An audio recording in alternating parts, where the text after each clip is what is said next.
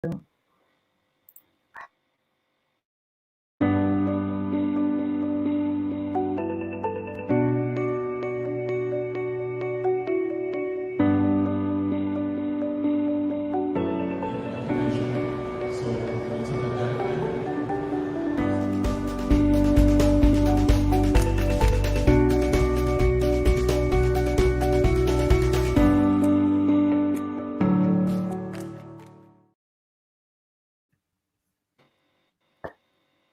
good evening, everyone. Namaste, and welcome to our regular world news update for around the world on IBM TV.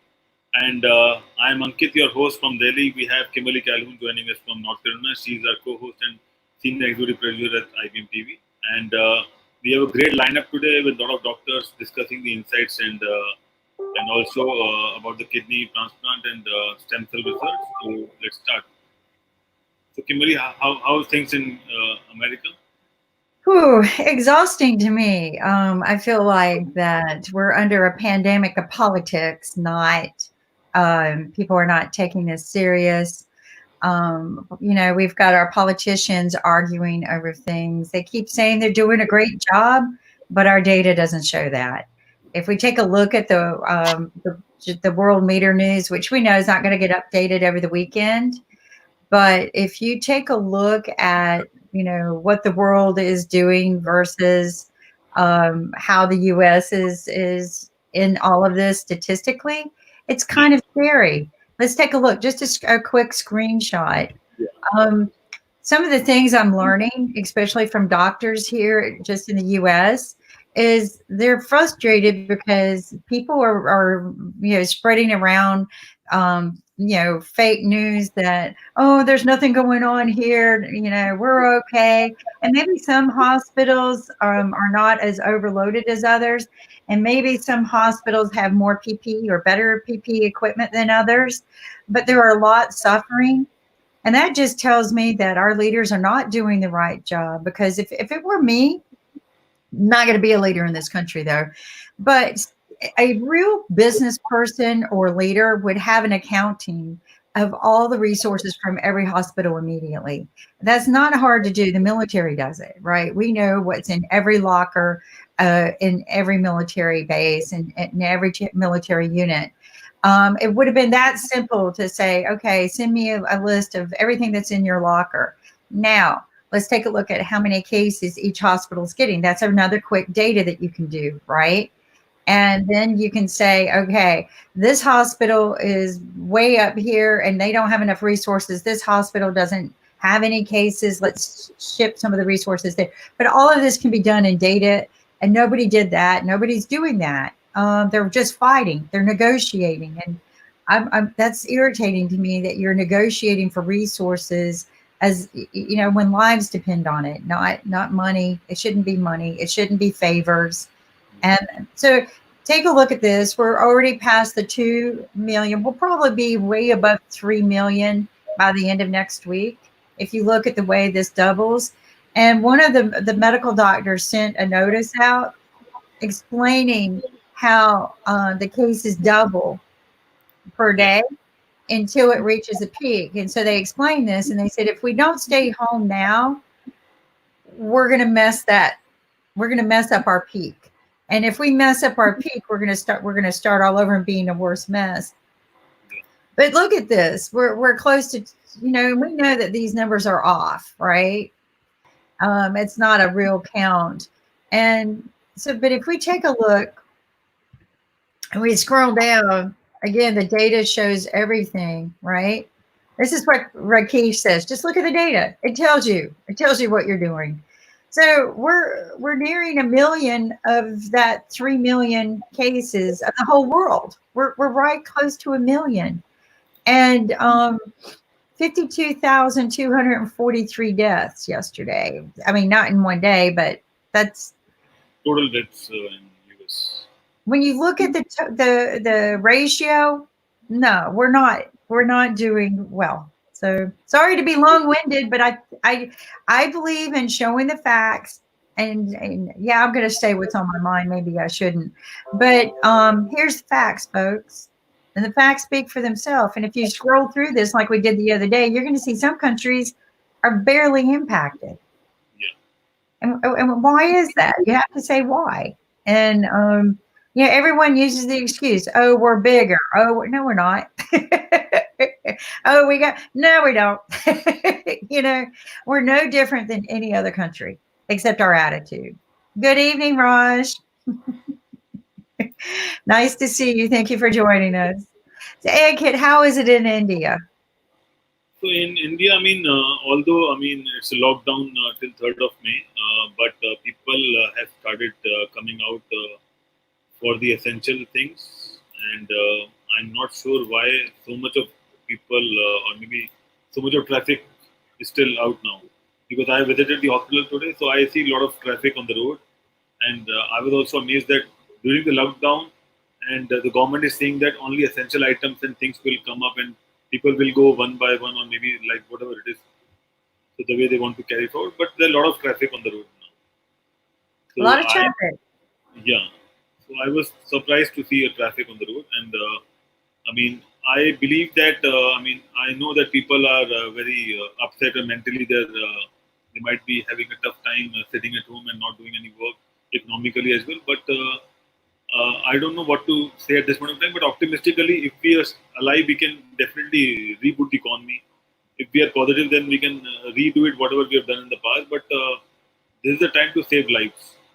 And if we all come out without any reasons on the road, we are not helping the lockdown, which we were doing it, enjoying it, or maybe doing it from past more than a month or so. So I believe that things are not in a right direction as what I can see as an individual.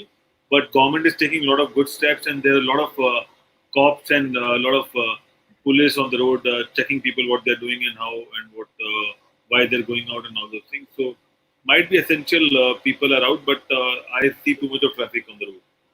And so the good news is that a lot of states in India, around 4 or 5 states, they are completely free from COVID. So they don't have any single patient. Also, they don't have anyone who is quarantined as well. So those states are trying to come up fast and opening up the economy. But you know that in a nation everything is interconnected. So if some state will open, that will impact on other state as well. So I don't know how it will work it out and how what are the challenges with the government as of now. But I just understand that people are frustrated sitting at home. They want to go out, and vice versa. We have been following the lockdown from past over a month. If we don't follow it for another month or so, something, so I think we are not in a good shape. I'm sorry to say, but things can be drastically changed, as Dr. Ahuja mentioned yesterday. If we are not doing something, what we have been doing from past month or so, it will be a difficult situation because you talk about public transport, you talk about trains, airports, railway stations, everything is jam packed, and people haven't been traveling from past over a month, so they might be at their native place, so they will come back, so it will be a chaos situation. So I think we should plan the opening up as per the state wise, and also only for essential items, and then category A, B, C, D likewise, and this should carry for another 3 to 6 months. That's what I believe, because I've been watching news about USA, and then I was amazed to see that gyms have started opening up, spas are opening up, the barber shop, nail spa. So everything is. I was surprised to see. How can because these are the places which will spread the virus the most number of times, because people will be keep on going back and coming back on these shops to doing their cosmetic kind of approach. Gym can be done on at home as well. So I don't know why gym is opening. Same goes with barber shop. So I don't know. What's going on. So watching people doing in America, that is what happening in India. So they said that if people in America can do it, why can't we? So, did you not show them the data that No, everyone knows the data. So in India, what happened is that at some point of time they say that whatever happens will happen.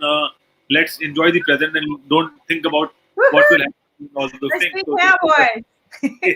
Woohoo! Let's be a cowboy. Whatever Yeah, happens, happens out here in the yeah, ranch, right? Whatever happens out on the range while we're rounding up cows, it don't matter. People, come on. There are doctors out here crying, and all right, fine, go get together, but sign a contract. Some of my friends, they're saying, fine, let them all get together, but make them sign a contract that they don't get any treatment if they get sick. yeah, Period. All right, I want to go to the gym. I'm going to sign a waiver that says if I catch corona, I don't get any treatments. I don't get any free help. I have to pay 4 or 5 times more than what the rest of the world has to pay. Period. So if you want to go out and do things that are non-essential during this time, sign a waiver. Be done with it. If you want to risk killing other people, so this is what Cuomo said, Governor Cuomo. Um, he goes, at this point, it's not up to you because you want to risk other people's lives because of you. So if you want to come into a mass crowd without a mask and proper gear and behave properly, get out because you're putting other lives at risk. People who might have a lower immune system or a compromised immune system, but they still want to enjoy the event. So if we're going to open up, but he knows up front that there's going to be a lot of self-entitled jerks out there. And so that's why him and Trump argue so much because, but I don't know if you saw the video I shared, Kumo and his brother. Did you see? So, you know, tough words, right? Between brothers. yeah, I don't think I heard him say much about, I'm sorry, your wife is sick. It's more of this is the fact of the way of our life, and we need to learn to live with it and count your blessings. And I thought that was a very tough message between brothers.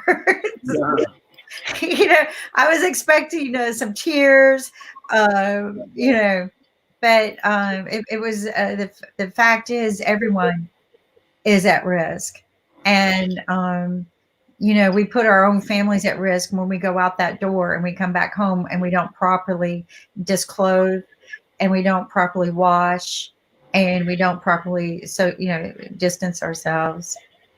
I mean, I agree with you, man, kid. It's frustrating because you and I, we locked down and we behaved ourselves a lot longer than anybody else. yeah. And I don't want to do this in vain, but now everybody's saying, what are you going to do on the first day we're let loose? And I'm like, stay home. I'm going to watch all you idiots get together and then I'm going to count how long it takes before we have a mass infection again. And I'm going to go 1001, But 1002. but Kim, I also believe that. I mean, we were talking about flatline and all those things, but I think countries who have confirmed that they got a flatline and they are going down with the curve, they have started closing the economy again. Be it Singapore, be it Japan, be it South Korea. So they are also, I mean, in a different space altogether. Although they said that they have controlling everything, but still people are dying. So how can you control things? Same thing happened in US. I mean, they said that we are almost at a peak. Whenever they release the statement that we are at peak, 2,000 people are dying in a single day. So I don't understand what are they talking about. Are they talking about waiting for the peak so that things will go down? I don't understand. I mean, why can't I know that this is a difficult challenge, but we don't have to make such statements which convey a message that we are at peak and it will slow down slowly and gradually and automatically, and things will be in a much better situation because people are dying every day. So Yeah. I'm not able to understand, and that's happening around the world. I mean, if you see the map of Europe, be it Netherlands, and also now Russia is also there. I mean, Russia is on the top 10 now. So a lot of people are infected in Russia, same as Canada.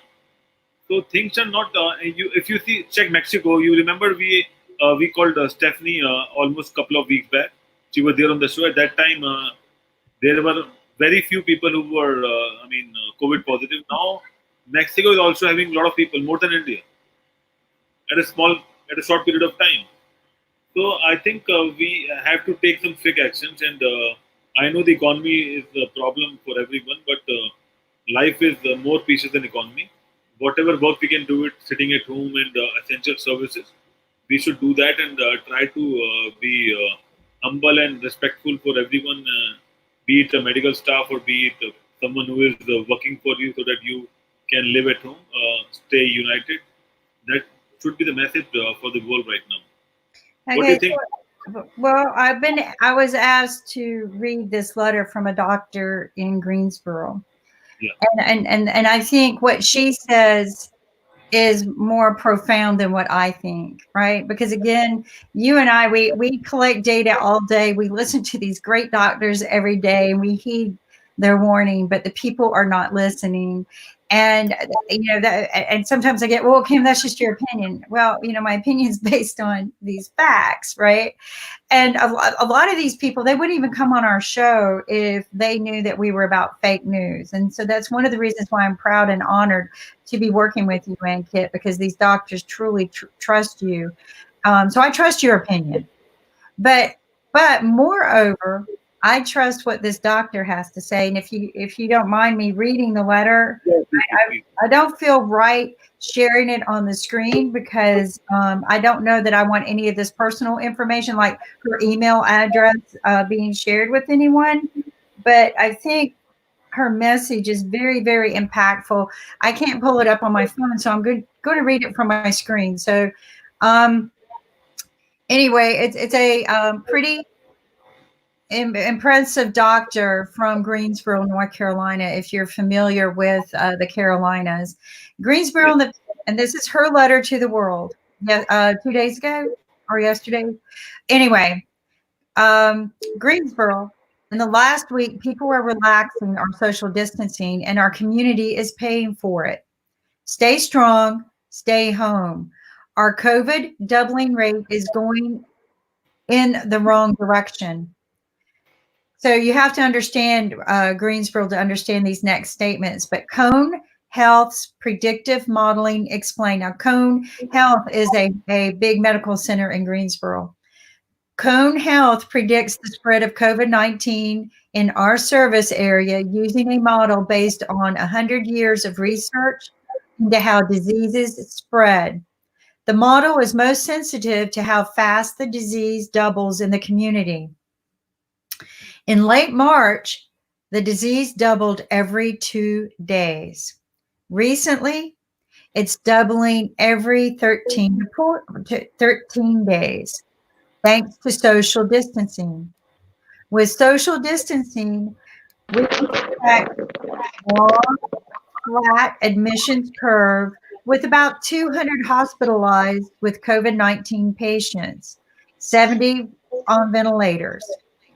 At our peak in late June, she's predicting now based on the data they have, if we continue this social distancing, well within the capacity of the cone health systems we'll be able to maintain. If we relax social distancing, now our double time will decrease, leading to over 575 hospital patients requiring more than 200 ventilators. Okay, so that's, if you look at that, that's 200 with 70 versus 575 with 200, which will happen at the peak in mid-June if we do not continue practicing the social distancing. That is more ventilators than we have available in our health system right now.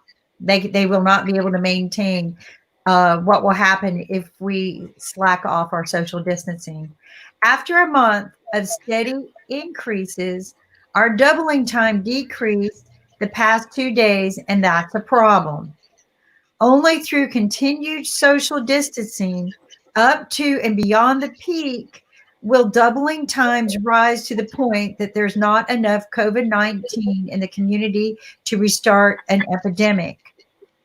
If you need to make an appointment, please call the office to schedule a visit first. Thank you very much, Doctor. And I'm not going to say her name because I don't have her permission to say her name, but I was asked to read this letter. This is from a real physician.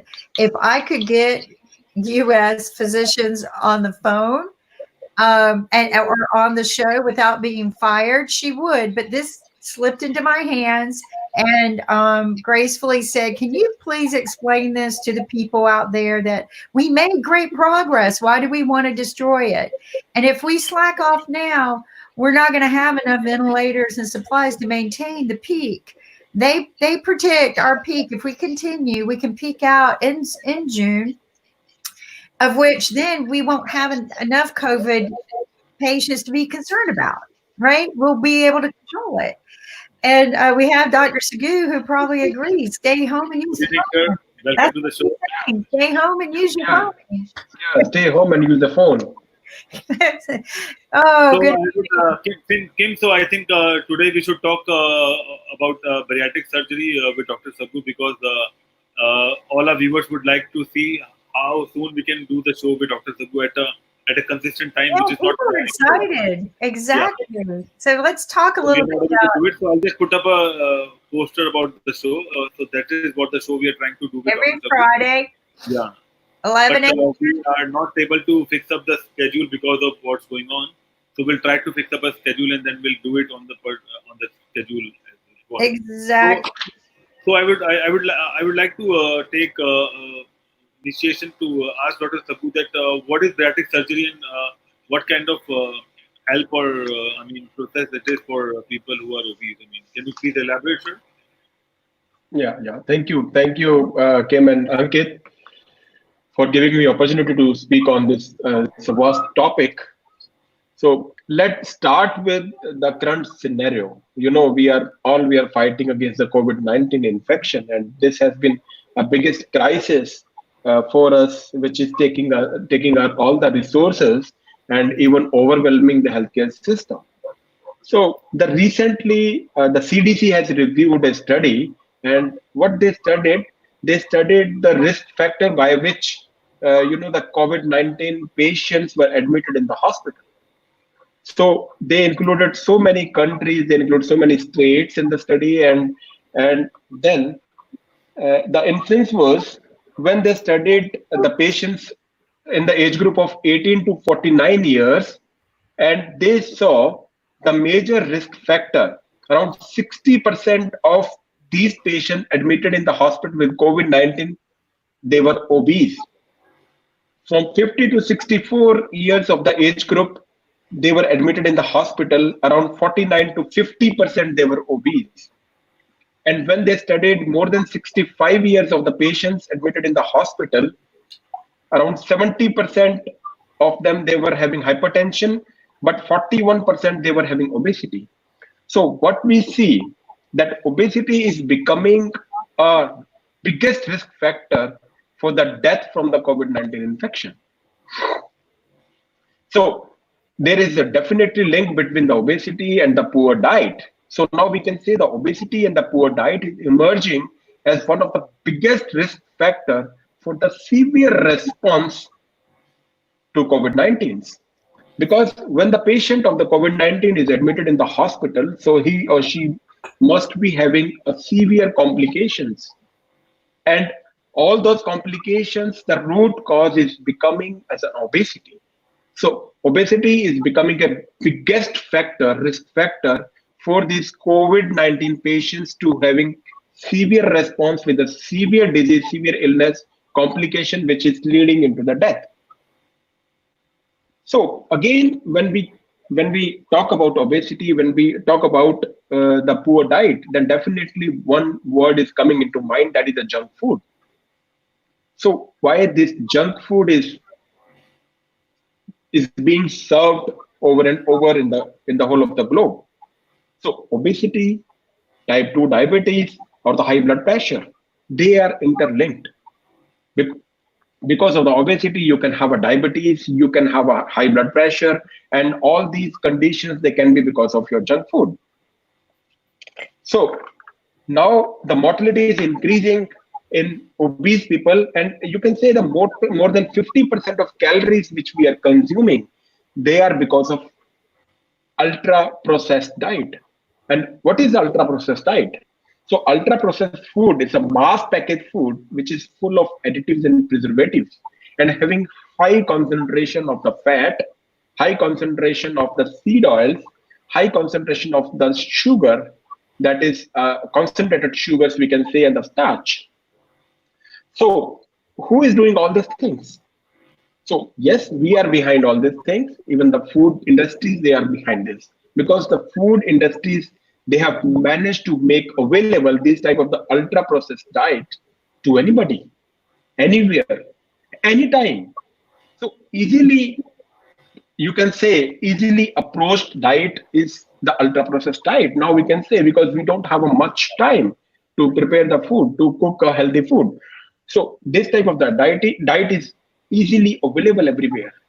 So this type of the diet, poor diet, junk food, and all these, they are leading to obesity. What is obesity? Obesity, you can say, it is the excessive accumulation of the fat, which can lead to your ill health, which can lead to your comorbid condition, which can lead to cardiovascular complications, which can lead to your pulmonary, your lung related complication, which can lead to your kidney damage, which can lead to infertility in young females, which can lead to some sort of cancers, which can lead to your back problem, your musculoskeletal problem. So we can say the obesity is the only one word which can cause lots and lots of problems. So when we are going to define the obesity is a chronic, is a relapsing condition, is a multifactorial originated problem. It's a neurobehavioral disease. So wherein the increase in the body fat promotes adipose tissue dysfunction. So our adipose tissue is going to have a lot of dysfunction, and because of this, it can result into adverse metabolic, biomechanical, psychosocial health consequences. So, whatsoever the problems we are facing now, this may be directly or indirectly related to obesity, right? So, obesity can be, we can say, the cause of obesity. It may be genetic, it may be non-genetic. In the genetic, we can see that some genetic structure is there which can cause the obesity. Some sort of syndromes are there which can lead to childhood obesity, like Prader-Willi syndrome or other type of the syndromes. So they can be the cause of uh, maybe some leptin deficiency is also there. Fragile X syndrome is also there. Some craniopharyngioma is also there. So these all conditions, so genetically they are related to obesity. But yes, the non-genetic factors are more important than the genetic factors. You can see what we see, the environment plays a major role in the origin of the obesity. So environment can be your family environment, how your family is behaving to your meals, to the food, your home, how your home is indulging you in the physical activities, how is your geographic area, like maybe the obesity prevalence is different in India, it may be different from US, it may be different from Australia, it may be different from other Asian countries. Then the culture of your family is very important. Because of the culture, you have fixed constituents of your diet. You are not you don't want to go out of the constituents of your diet which you take culturally. So the culture also plays a major role in the origin of obesity. The lack of optimal nutrition and the physical activities. So so there is changes in the mode of transport. There is a changes in the profession also, in the type of profession also. So now we are dealing with the more sedentary lifestyle, more sedentary professional behavior. Even if I'm working in the office, so our physical activity is not much. So physically we are not active. So this physical inactivity, because of your sedentary lifestyle, it adds on to become yourself as an obese people. So then maybe a disrupted sleep. If you're not taking good sleep, your sleep is not good, it's poor quality sleep, you have too little sleep or you have too much sleep. Even the too little and the too much, both the categories, they are very, very dangerous regarding the obesity development. While sleeping, we have other type of hormone, and while waking late nights, we have different type of the hormones which is being secreted. So when we are not sleeping well, when we are waking in the nights, then there is a creation of ghrelin type of hormone. So there is increased concentration of the ghrelin. The people who are late sleepers, the people who don't sleep in time. So because of the high concentration of the ghrelin, the chances of high appetite is there. Then the patient consumes more food and become more obese. Then a lot of stress is also there because of the disrupted sleep. You have a mental stress. So the mental stress also, it increases the chances of obesity by secreting the stress inducing hormones. And because if you are under stress, if you are under depression, you take some sort of medications also, and those medications, they have a lot of side effect, and one of them is the obesity. They causes the deposition of the adipose tissue. Some neurological dysfunctions like your brain dysfunction, your hypothalamic dysfunction, your leptin resistance, they can also cause the obesity. Some sort of infection also cause the obesity, and very important that your gut microbiota plays a good role reducing your obesity, because we have millions of bacteria inside our food pipe, and those are the good bacteria. They provide you immunity as well. They provide you a lot of things. They provide you the strength. So if we don't have a microbiota, so how we flush out the microbiota? By taking ultra processed food, by taking the things which are not good for our body, by taking a lot of sweets. So by taking all this type of the meals, we are going to flush out our microbiota. If the microbiota is not there, we are prone to have a recurrent infection. If microbiota is not good amount present in your gut, then you are more prone to have COVID-19s. Then you are more prone to have a lot of infections. So they causes the transmission of pro-inflammatory state. So when there is an inflammation in the gut, you don't have a good microbiota, then you are more prone to have an obesity. So these are all the causes for the obesity, and one hypothesis is there, that is the thrifty gene hypothesis. So basically, that is for the Asian population. What the God has done during the development, they gave a thrifty genes mainly to the Asian people, because we Asian people, we were more prone to exposed to have a starvation, more of climatic disasters, or when there is a food starvation. So then these thrifty genes, they play a major role by conserving the energy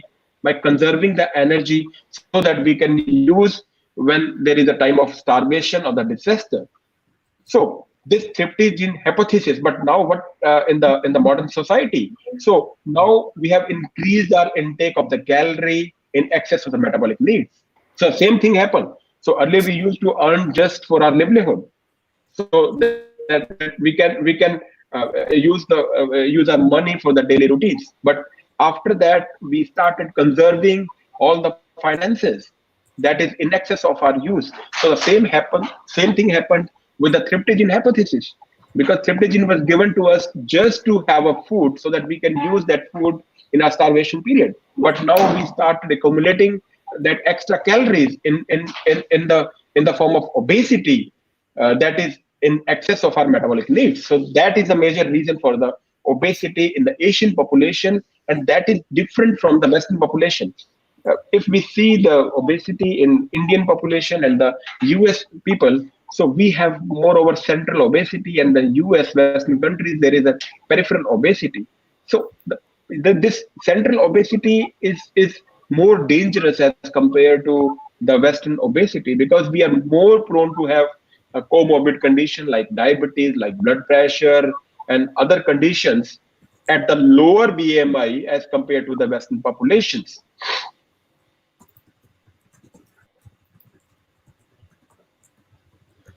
So then Ankit, we can talk about the management of obesity, and what are all type of the hormones which are present that leads to obesity, because this is basically a neurohormonal factors which plays in the the origination of the obesity. A lot of this is not because of that we have taken extra food or we have not consumed that calories. The lot of hormones, they are also playing role in the development of obesity. And if we talk about the bariatric surgery works on the basis of those hormones. So if you talk about the neurohormone factors in the obesity, There are a lot of hormones, like insulin is a major hormone which plays a good role, and it basically it decreases the appetite. Insulin decreases the appetite. It is a anorexogenic hormone which decreases your appetite, and it is secreted by your pancreas at the beta cells. And another is the ghrelin. Ghrelin is secreted by the stomach, but it is a potent orexogenic hormone. It causes increase in your hunger, decrease in your appetite. So basically, ghrelin is responsible for the obesity. Other hormone PYY is from the gut. That is also like insulin-like hormone. It decreases your appetite, and it decreases your obesity. Other the GLP hormone, GLP-1 is there, and some other type of cholecystokine. They are all hormones. So basically, obesity is controlled by a brain and gut axis, in the food pipe and the brain axis. So when the food is going into your food pipe, your digestive system, and from there, a lot of hormones, they are being secreted, and they are sending the signal to the brain, telling the brain that now you have to stop drinking or eating because now your appetite is good. So these type of the hormones, they causes basically suppressing your appetite and increasing your satiety. So all these hormones, they are responsible for this. Now, if we talk about the how obesity ruin your life, it can have an impact on a lot of things like your cardiovascular system. So on your cardiovascular system, it can cause increase in the blood pressure, like a hypertension. I think we can make it more entertaining if you ask questions, because if I keep on speaking and you may be bored, I'm we not can have. bored. So here's the thing. I'm typing notes and listening, and I'm like, why haven't we Yeah, had this conversation years ago? You're saying yeah, everything I think people need to hear. That yeah, yes, and so no, I'm not going to. I just stopped you. But no, you're saying things we really need to hear. These are from your heart too, and I'm going to tell you something. You do the surgery to help these people. So you're not making money telling us how to get healthier, but you yeah, care about us. And I think this is yeah, beautiful. Nick would be go, is he crazy? He can tell everybody eat bad, keep doing your bad habits, and I'm just going to keep making money on you. But no, yeah, you care about people, and yeah, I mean, there are healthier ways to live our lives, and we're yeah, killing ourselves, and we're allowing ourselves to not have the immunity we need to fight the viruses. And um, after I listen to you, I'm putting aside my junk food. I'm putting I drink tea. yeah, yeah. So. According to the data of 2016, 13% of the population, adult population of the whole world, were obese, not the overweight, obese. And for 13%. around more than 40, yeah, more than 45%, they were having overweight. So this, because earlier the obesity was there only in the countries they are, I mean, they are high economic countries, but now the obesity has started in the low economic countries as well.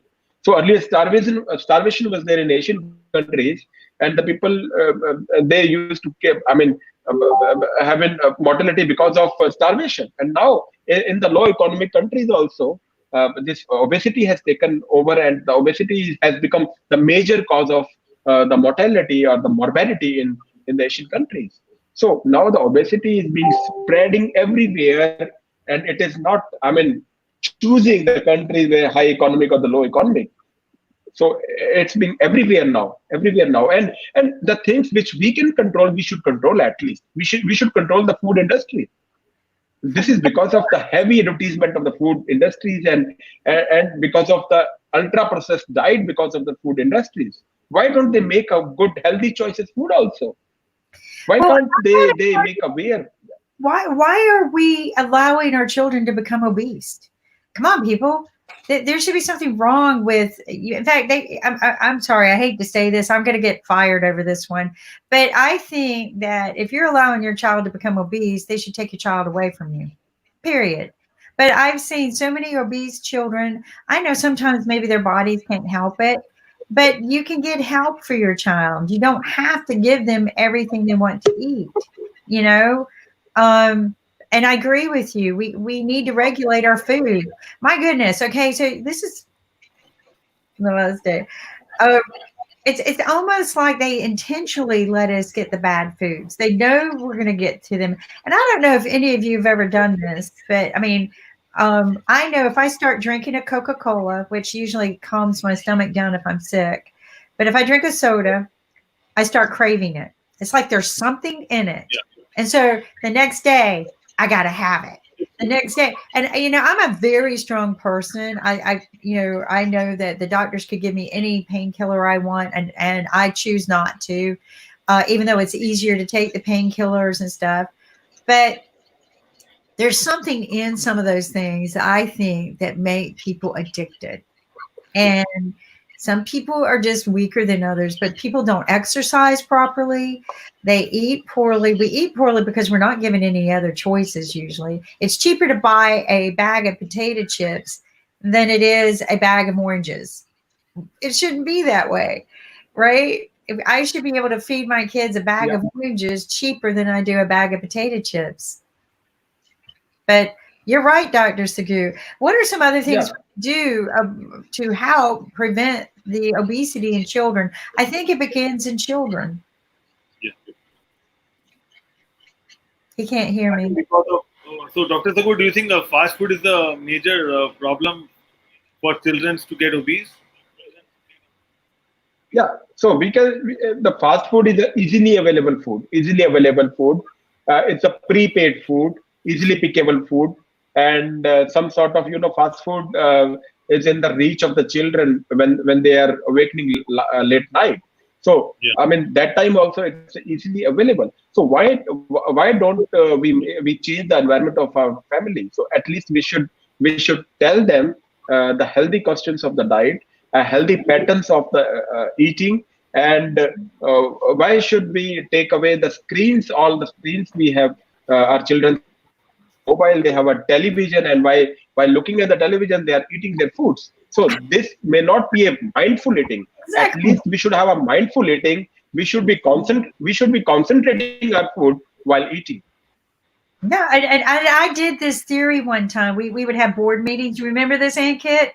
We would have board meetings, and I would Yeah. play a Coca-Cola being poured, right? And I would just play it over in one square, Coca. And before the Yeah. meeting was over, everybody goes, "I got to go get something to drink." So we program people to think this. The other thing we do wrong is Happy Meals. Do you know what they are in your country? Happy Meals. The kids Yeah, get Happy Meals. Yeah, it's so there the in India. toy McDonald's and right. So my son would always we would go to McDonald's when we traveled a lot, right? But he didn't want the junk. He thought French fries and hamburgers were bad. He wanted the salad. So I would ask them, would you give him the Happy Meal if I buy a salad? The toy. Would you give him the toy if I buy the salad? Oh no, you have to buy the hamburger and but my kid doesn't want the hamburger and the French fries. He wants the salad because he's afraid of a heart attack. And at a young age, he was afraid of a heart attack. And so they would go, no. So I would have to buy the Happy Meal. So he would get the toy, and then I would buy a Yeah. salad for him, and I would But eat. that happy meal is, yeah, that happy meal is not a happy meal. That is the most unhappy meal you can see. Thank you. Why did they put a salad in there Happy Meal. for kids? Why Happy did they Meal. put a salad in there or apples? Sorry. So I agree. It's It's like unhappy. a marketing gimmick. I mean, they purposely don't want salad in Happy Meals, and they want people or kids to buy Happy Meal, and they should buy again and again, and then they get obese. And after obese, I think they get a lot of chronic disease. So I would like to welcome Dr. Fuller as well, and on a discussion about obesity. Welcome, Dr. Fuller. Good evening and namaste. So we have Dr. Namaste. Sagu with us. Unhappy Dr. meal. Sagu is a pediatric surgeon at Apollo Hospital, Delhi, and we were discussing about obesity, especially in child obesity, because obesity turns out to be a lot of chronic disease. I mean, you are a better judge than us, so you can elaborate how obesity creates a lot of new disease in the lifeline. Well, you see, as a nephrologist, I would like to limit myself predominantly to what obesity can do to the kidneys. Yeah. Well, there is a direct correlation of obesity with many kind of glomerular diseases like focal and segmental glomerulosclerosis, and it's actually been seen that obesity could be an independent risk factor for the causation of chronic kidney disease. So Yeah. obviously, we tend to many a times take the help of Dr. Sagu to help us take care of the obesity of our patients, because uh, one, it is the one of the reasons which can cause chronic kidney disease, and equally important is that we find it difficult to manage these patients once they have advanced chronic kidney disease. I'm saying, if we were to transplant these patients, God forbid, if they have end stage kidney disease, and we were to plan their renal replacement therapy, which is in two forms, either dialysis, lifelong dialysis, or transplantation. Now, we always believe that kidney transplantation is the preferred modality of treatment of such patients, and we would always want to offer. So, one big impediment is when we find our patients grossly obese, and when we, from both the recipient point of view, one who is going to accept the new kidney, as well as from the point of view of a donor. So many times we reject a family member who would be willing to be a donor. We would be rejecting them just because they're obese. So obesity is something which scares us as well as nephrologists. So just to decrease the weight, maybe by bariatric surgery or by dieting or by exercise, just the I mean the idea is to just decrease the BMI. So by decreasing the BMI, Dr. Khulla will agree to me that there is a abrupt change of improvement of the renal function. There it is an abrupt improvement in the filtration, and definitely the medicine doses they want to use after the surgery, that will also go down. Quite interesting, you see, and there was a lot of interest in this field. The jury is still out. I would not be able to say that we have the final word whether we should be advocating bariatric surgery to all those patients who could not manage their obesity through diet or exercise alone, because there are two aspects to it. One is slowing down the rate of progression of chronic kidney disease. If we Yeah. subject a patient who already has had a chronic kidney disease, by subjecting them to weight loss surgery, at least theoretically, we can probably slow down the rate of progression of this disease. As I said, we don't have the final answer to that, and we must always keep that in mind, that there are some adverse events associated with such surgeries as well. So we have to very carefully select our patients. Now, Yeah. secondly, Yeah. while these patients are progressing from milder form of chronic kidney disease to more advanced, and we know that renal replacement therapy is imminent, we would, as I said, want them to be thinner as compared to grossly obese, because it'll be making our decision to advocate kidney transplantation in them much easier. So there are a whole lot of things which go on in our minds. So with that in mind, there has been a lot of recent research. We have actually tried to see whether it really is the case. When I say that by subjecting them to weight loss surgery, we can slow down the rate of progression, but we need to have a definite answer. That's one.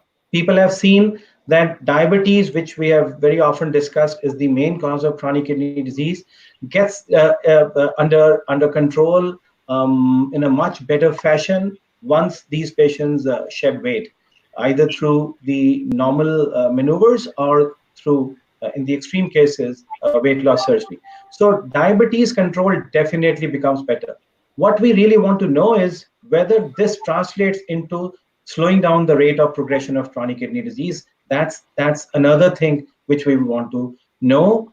And as I said, the caution is that there are some side effects of This surgery, we have come across cases whereby they had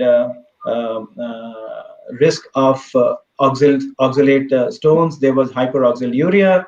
So there were Yeah. some issues with the weight loss surgery techniques as well. One of them causes a few kind of symptoms, a few kind of side effects, while the other one may not be causing those many. So Dr. Sagu is the master there. But this is what goes on typically in the mind of a nephrologist when we are going to subject our patients to weight loss surgery and when we hand them over to surgeons like Dr. Sagu. Yeah, Dr. Kuller, I agree. I 100% agree with you. So, what is important? Important is the choice of the procedure, right? If the patient is going for the renal transplant surgery, and when we are going for the gastric bypass, I think we should be more conservative by choosing a procedure for that. If we do more restrictive or less maladaptive procedure on those patients, then the chances of hyperoxaluria would be less, and we can have a more chances of improvement of the kidney functions, as well as we can have a check on the progression of the kidney disease. Quite true. Quite true. Yeah, yeah. And Dr. Kuller, our viewers would like to know that if the patient is obese and is having some chronic kidney disease, if the patient, can he sustain the two major surgeries, bariatric surgery as well as the transplant surgery within a span of a year or so? Well, that's quite an important question, and again, we have to take that final decision on a case-to-case basis. The safety of the patient first, and I'll give you some very interesting observation again at the same time. While on one hand, I'm strongly saying that transplantation is the definitive answer for end-stage kidney disease. We would want to offer that as the definitive treatment for our patients. At the same time, you would agree that majority of these patients have to, unfortunately, since they have no other option, to stay back on dialysis. Now, the interesting observation, what I was referring to was, it has been seen that people who are obese tend to do better. They fare better while on dialysis. So their obesity here is actually protecting them. So when you compare the obese patients with the thinner ones, the lean ones, it was observed that people who were on the obese side had better long-term outcomes. So it's a bit confusing, but then what we have to understand is, given a choice, one would want to subject them to kidney transplantation, and if they have to stay on hemodialysis or any form of dialysis, we would prefer them to be staying in the average range, a little on the obese side rather than on this side of the curve. So, That is such Ankit, an yeah, effective statement. I would like to know, for all of the surgeries that you do for people with obesity, how many of them really stay healthy after? Are they mindful, and what is the ratio of people who just go back to the way they were? yeah, Ankit, I would like to answer your question first. Thank Uh, Yeah. you. when we talk about the bariatric surgery, and when we take a decision of the procedure, or we start the pre-operative preparation of the patient, it's a multidisciplinary procedure. And Dr. Khuller and all, and the psychiatrist and everybody, cardiologist, everybody will have a consultation with the patient. Even the my dietitian is also take consultation with the patients. And what important in bariatric surgery is your pre-operative optimization. So doesn't matter whether it is the kidney disease, the diabetes, or hypertension, we have to optimize the patient, and each and every consultant sees the patient and optimize the patient. If the patient is not having a controlled diabetes, then the patient's diabetes has to be controlled. If the patient's creatinine is on the very higher side, then definitely the dialysis will help us to bring the creatinine level low, so that we can have a smooth outcome of the procedure. So always the optimization of the patient is very important, and the outcome of the procedure depends on how much you have optimized the patient. So in each and every field, if the patient is diabetic, then we have to control the diabetes, we have to control the blood sugar level, we have to control the serum creatinine level, and other things also. So if we work as a team, then definitely the outcome of that procedure goes very well. So now the answer to the Kim's question. So it is not like that we have done the bariatric surgeries and everything is over. I think the surgeries part is only 30 to 40%. Rest of the part depends on the follow-up of the patient with each and every discipline, not with the bariatric surgeon, with the nephrologist, with the dermatologist, with the endocrinologist, with the nutritionist. If the patient follows up well and patients follow all the guidelines which has been given to the patient while discharging, whether it is a physical activity, is a dieting or control of any other things, if the patient follows well and patient is regular in the follow-up, then the patient's outcome is good. Then only we can have a good result for the bariatric surgery. Okay. No, I mean, to me, it sounds like a team, like you said, a mental state of mind as well as a physical. Yeah, everything. Can I ask, after they have this surgery, how eager are they to get into exercising? And we hear that they feel better after dialysis. And of course you're going to feel better when you start getting your blood cleaned out. I feel better when I clean my body out, right? When I cleanse my body. But how eager are they? Is there a scale model of exercising? Yeah, we advised basically, I mean, three type of the exercise to the patient. It's a low intensity, it's a aerobic exercises, then body strengthening exercises, and then heavy exercises. Mm-hmm. So the normal walking, actually, this is a laparoscopic procedure, minimal access procedure. So the patient starts walking the same day in the evening, and the walking patient will start. But the low intensity exercises, we ask the patient to start after 3 weeks or 4 weeks, and the strengthening exercises we only request or ask the patient to do after around 3 months. So slowly and slowly, the physical activity is increasing, and even the diet is also increasing. So it's a post-operative slow process which can help you out for the outcome of the procedure. No, I think it's lovely. We would welcome Dr. Moskovich on our show and on our panel discussion with Dr. Fuller and Dr. Sadhu is with us. So, Dr. Moskovich, you have shared an email with me discussing about a patient. Can you elaborate what happened with the patient? Right. So this week, I have follow up on my presumed COVID-19 patient. He's a long-term asthmatic, 18 years old. Had to be on prednisone for 2 years when he was 10 years old. So very severe asthmatic, tough to wean. Developed diarrhea and chest pain a month ago, which is unusual for asthma. He'd never gotten it before, but it's characteristic for COVID-19.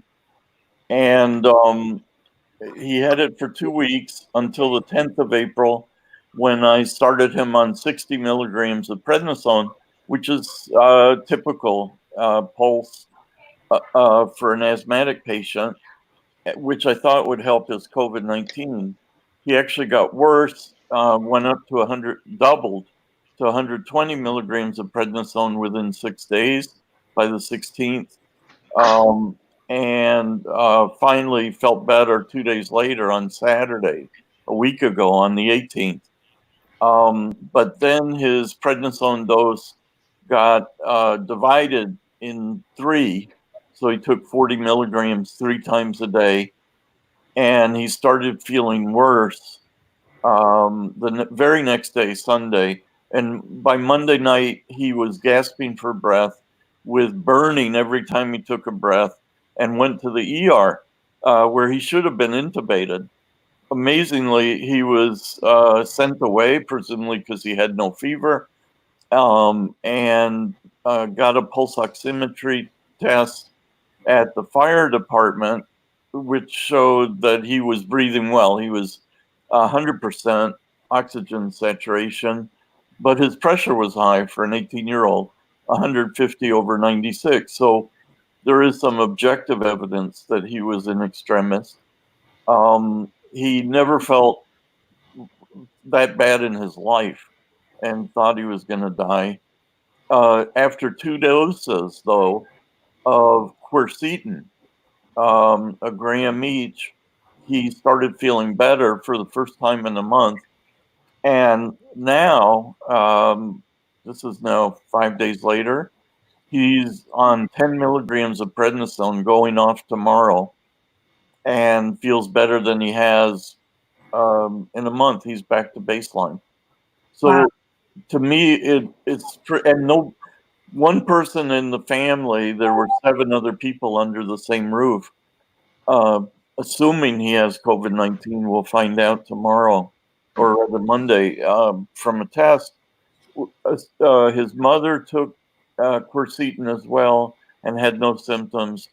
But none of the other 6 people in the house have got symptoms either, which is kind of typical for COVID-19.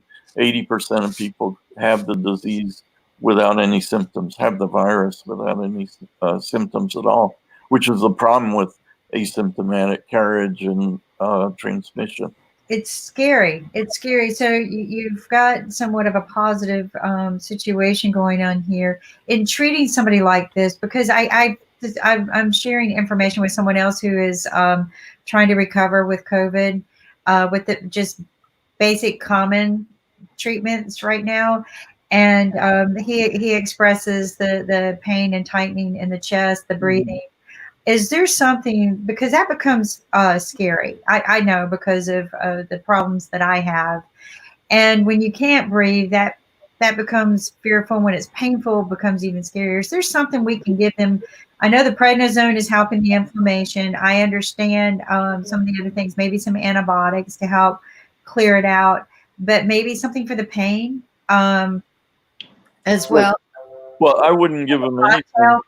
I wouldn't give him anything other than quercetin. Okay.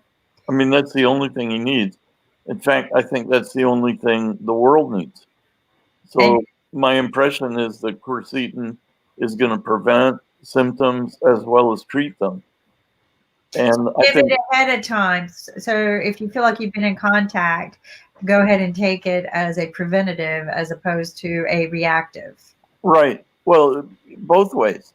Quercetin is in everything. I mean, there are many fruits and vegetables with quercetin. Capers have the highest amount. Yeah, and I don't like capers. Darn it. I do not like capers. I wish I did. There's also a lot of quercetin in ginkgo biloba. Ginkgo. There's Okay. tons of ways of getting your quercetin. Apples, dark berries, onions have tons of it, but nothing has more than capers. So, and it's a major component of curry, which is, Dr. Kular, I think, to follow up on your comment last week that Indians didn't seem to have die as much from COVID-19. The curry. I think it's the curry. Let's make a curry soup. Like chicken soup for the soul. Let's make a curry soup for COVID. There you go. Yeah. So if I may interrupt here, you see, the situation is still the same. We are 7 days later. I would say I still have the same kind of observation. If we look at India as a whole, there are about 25,000 COVID-19 positive cases, and out of which only about 2,500 have died. And only 800 have died, and which is not too many, I would say, still. And if we look at Delhi, from where I am, the capital city of India, we have about 2,500 positive cases, and only about 50 odd have died so far. So what we discussed last time was that maybe there has been under testing, but then at least we are one thing. What we know for sure is that not too many people are dying of COVID-19. So whether it is the curry, whether it is something else, I think is all anecdotal. And Dr. Moskowitz, do you think about this particular patient also, is it going to be anecdotal? Because why I say so is the whole world is still struggling to find out the answer to COVID-19. We had a lot of optimism as far as hydroxychloroquine. The reports in this week especially have said that hydroxychloroquine probably does not have much of a role. Is true about azithromycin as well. Remdesivir, as you had predicted last week, is virtually out of race now. So, as I said, the whole world is still struggling about COVID-19. So, all these add on to anecdotal things. But what I really liked about was when you postulated, hypothesized that maybe it's something to do with the mast cell. Well, we know for sure that there is something different happening when we are comparing people from my country to other parts of the world. There may be some peculiarities. So we may still have to figure them out, but I think I'm quite convinced that there is a difference the way virus has behaved. Now, another thing which probably I hope you agree there with me when I want to bring in the possibility of ACE2 polymorphism.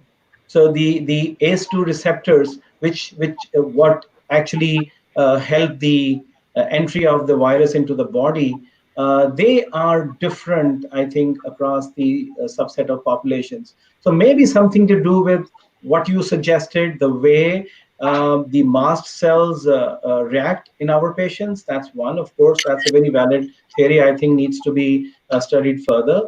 And what we are hearing more and more often in the last few days that maybe the ACE2 angiotensin converting enzyme 2 has polymorphism, which probably could be another reason. But yes, again, fingers crossed.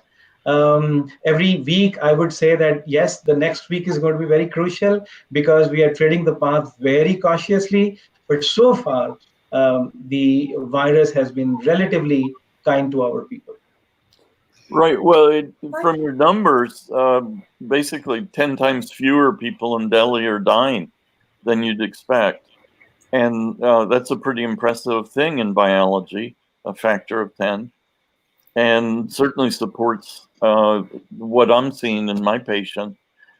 Prednisone actually did well for most of my patients, but this asthmatic guy, and asthma is how everybody dies from COVID. This asthmatic guy with his chest burning and his tightness, I really thought was going to die Monday night, and so did his family. So for him to be completely normal 3-4 days later and start feeling better the very next day after only 2 doses of quercetin is well, is miraculous. It's certainly remarkable clinically, and I would base my entire reputation on that being valuable for all immunocompetent patients.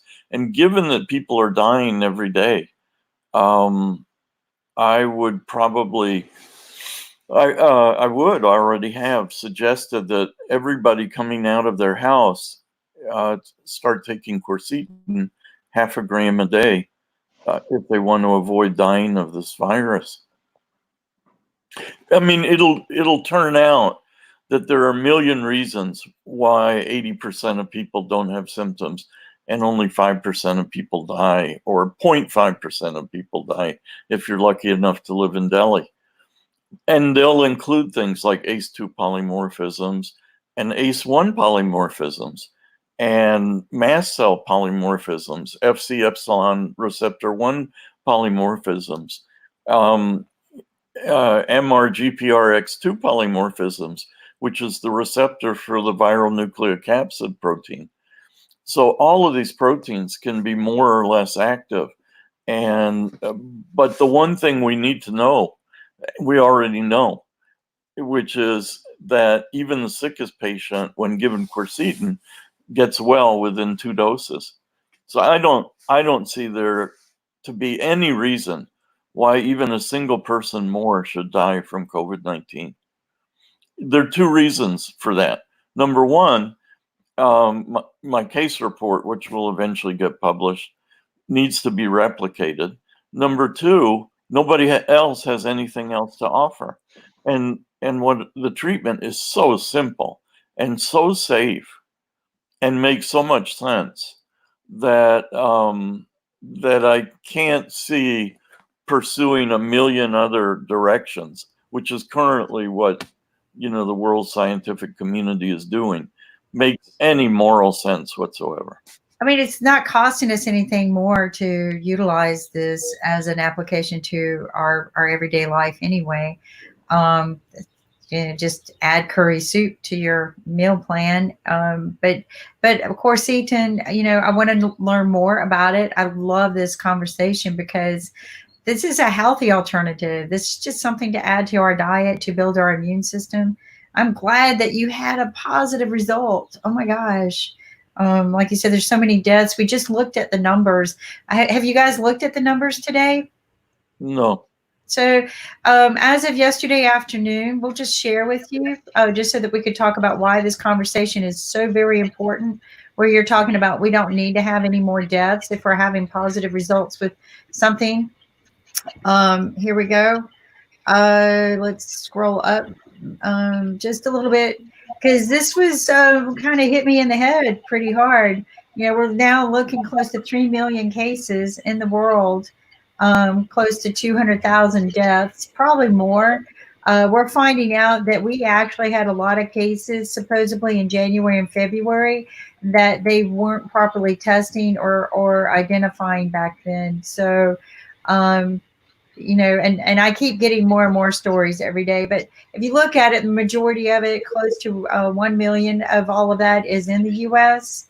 So we're definitely showing that whatever it has been that we've been doing was not the proper way to do it. And looking at all of these very expensive drugs that they were touting, I think almost anything that's an anti-inflammatory, something that might have some sort of steroid in it, some anti-fever. I think anything would be helpful, right? Because you're just helping the body have a little bit of ease and help it rest. And we all know, based on all of you doctors, including Dr. Sagu, sleep. Get plenty of sleep every day because that helps you build your immunity system. And he was even talking about how our sleep is impacted if we're not healthy. But this is good news. It's an easy solution to try. Why? At this point, I say, why not?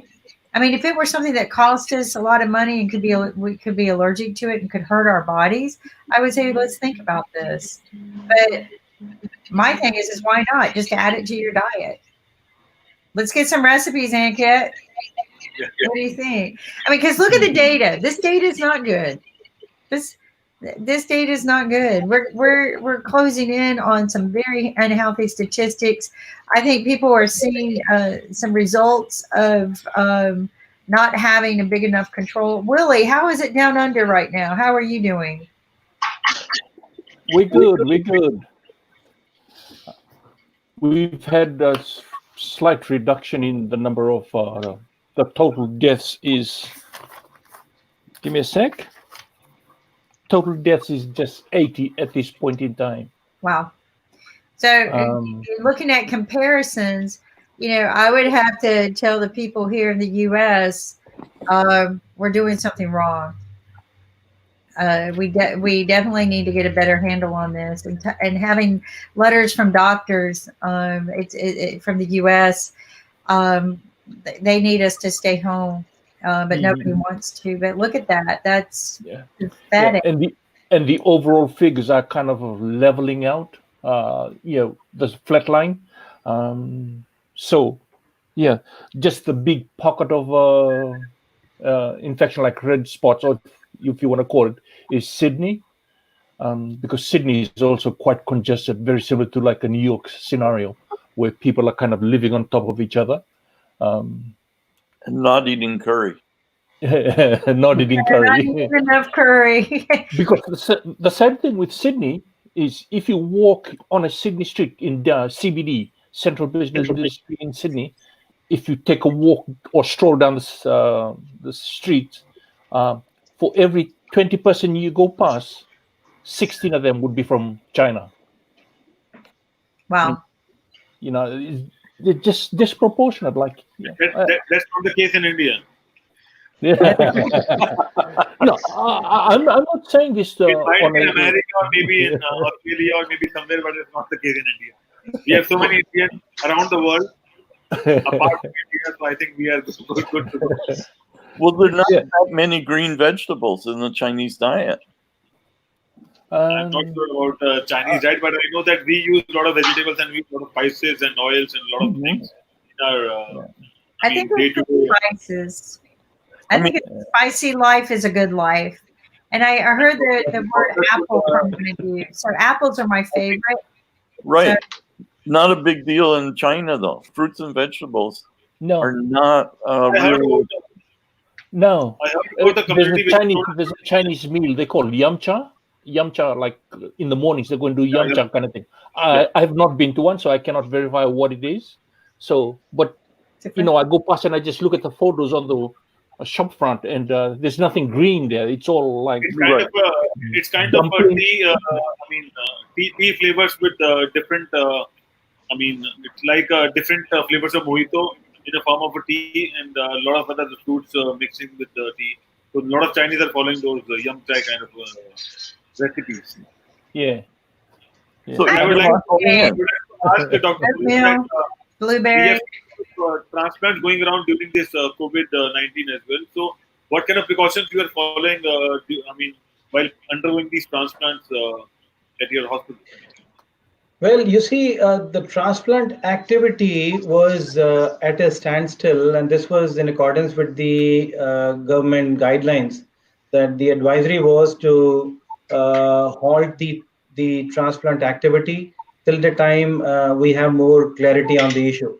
So we haven't been doing any transplants of late, I would say, for the last about 3 weeks, barring an exception whereby we just did one about a couple of days ago, whereby a family was really committed and wanted to donate the organs of their relative who was declared brain dead.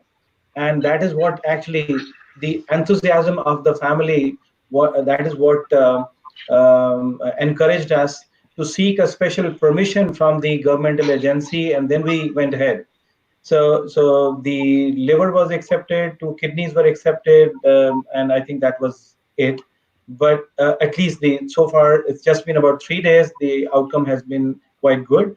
But otherwise, there was an advisory which said that till the time we are clearer as to how this virus is going to behave, we should not be doing any transplantations. For this one, as you asked me, we took a lot of precautions, and the precautions, on one hand, we wanted to be 100% sure that the prospective donor did not have COVID-19, and we did the test twice from the endotracheal secretions.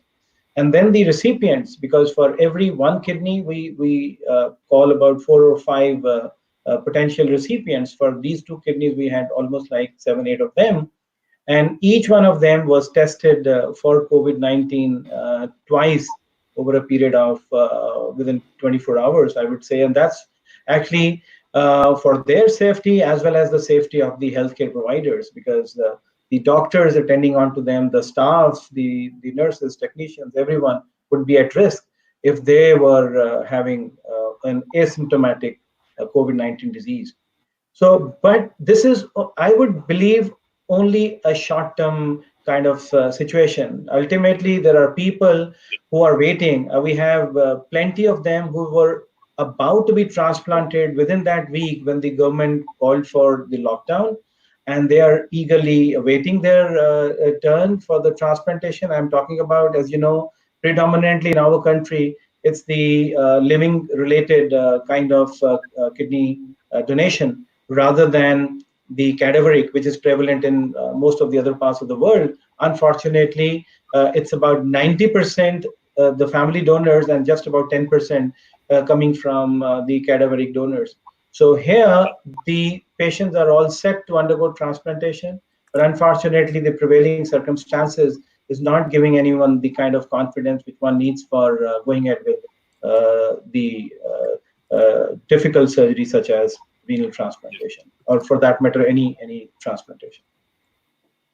And also, as today's show was discussing about the stem cell research and how stem cell can be a part of a kidney treatment, we were expecting Dr. Yu and Dr. Bill to join us, but unfortunately, they are not able to join us.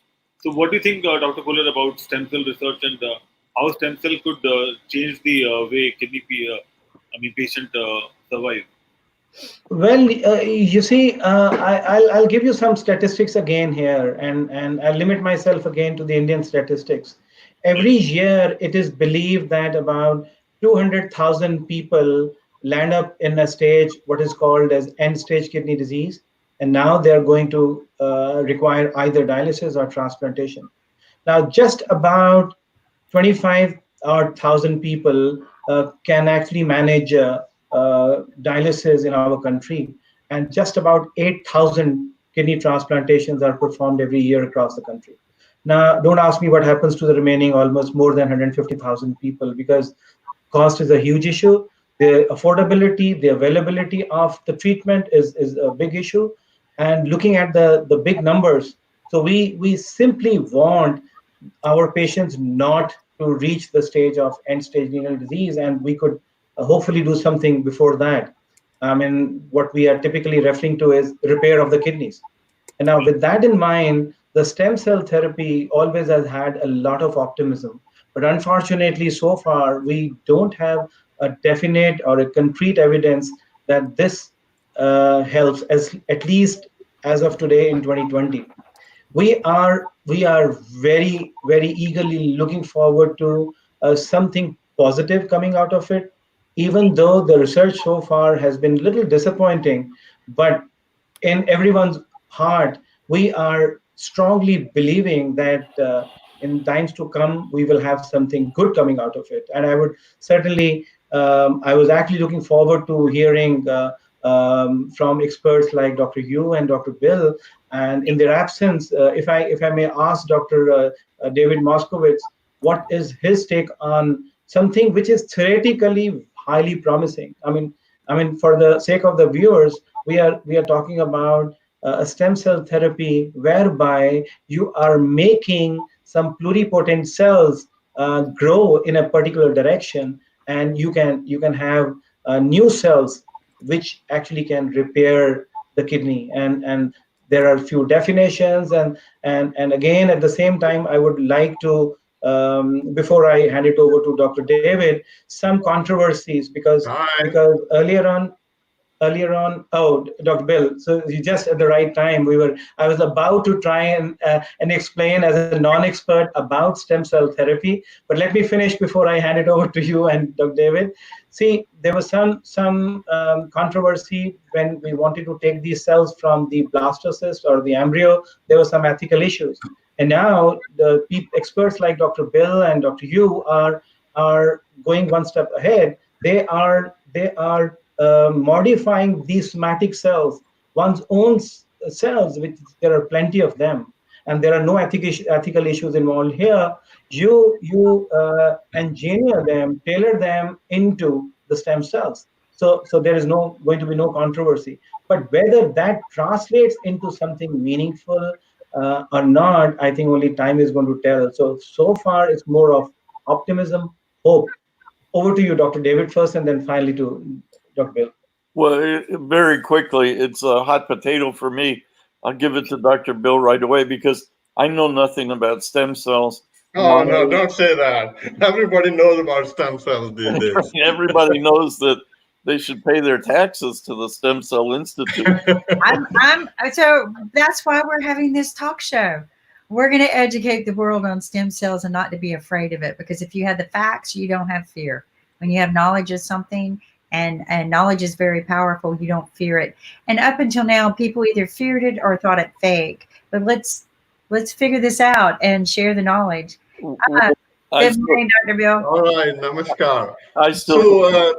I still think it's fake. So over to what was the conversation? I heard that some of you guys are experts in dialysis. Well, Dr. Dinesh is. I see.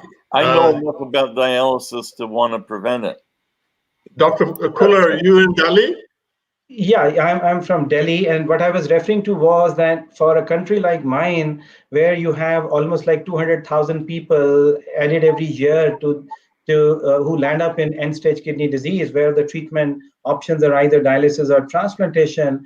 And certainly, if the developed countries are finding it quite difficult to cope up with this kind of economic pressure, so you can imagine what is happening to a developing country like mine. So obviously, I would want the kidney disease process to be halted at some stage, so that the disease does not progress towards end-stage renal disease. So we are looking at some kind of repair of the kidney. So I'm not talking about the other organs, limiting myself as a nephrologist to what stem cells could do to the kidneys. So I totally agree with Dr. David here that yes, so far we don't have data which suggests that they are doing miracle. Theoretically, yes, it looks very exciting, and we are wanting to hopefully have something come out of it in a positive manner. So that's why we want to hear to experts like you who could tell us what is going on. Dr. Kuller, I think a couple of days back, I went over this basic 101 on stem cells. Let's go back on that.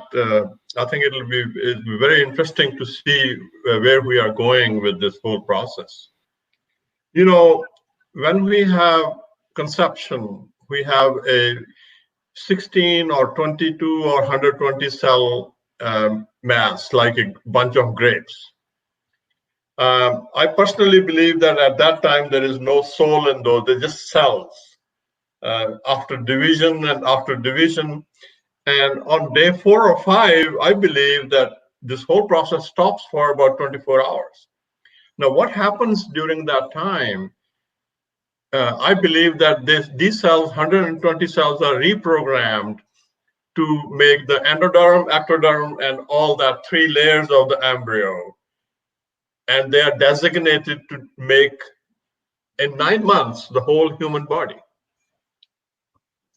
Now, if we believe that that is true, a process that stem cells, 120 stem cells, mother cells, can make a human body, and then when the baby is born, most of these cells are transferred to the baby, and it grows with them. They localize into different tissues as adult stem cells. Not the embryo is left behind now.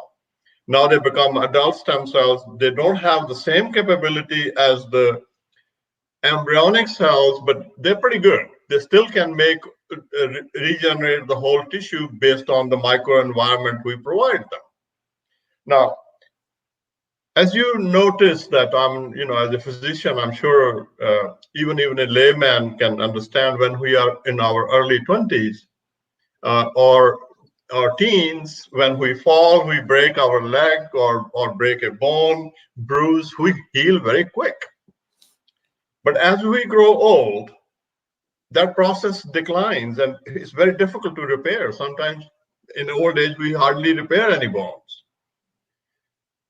Now, what's the difference here? If you look at the whole timeline of aging, earlier on, you have so many adult stem cells being produced. We lose about 300 million cells per minute in our body. But the body, those adult stem cells that have been localized in our tissue, bone marrow and other tissues, we know they're everywhere now. They make about 300 billion progenitor cells. They replace the dying blood cells, they replace the dying tissue cells to regenerate the body. Now, the difference between when we are in our teens versus when we are old is that these cells lose their ability to regenerate due to many factors. Age, they age as well. Toxicity build up in the body. And also, when that process happens, around about in our early 30s, since the process shifts a little bit, more cells being dead than made, or the balance really changes. So what happens is these dead cells keep on accumulating in the body. It's like if you put a rotten strawberry in a bowl of fresh strawberries, it will start killing the rest of them. It will rot the others too. So exactly those dying and dead cells produce certain factors that start killing the cells surrounding them. And they become kind of foam cells. They're half dead, half alive. So that process keeps on adding on to our old age. That's what we get, wrinkles and all that chronic conditions. So just imagine that if I come along and say, look, I have a source of stem cells. I can transfuse in your body 300 million cells every 3 months. Tell me if there is any reason to believe why we would not behave like when we were 16.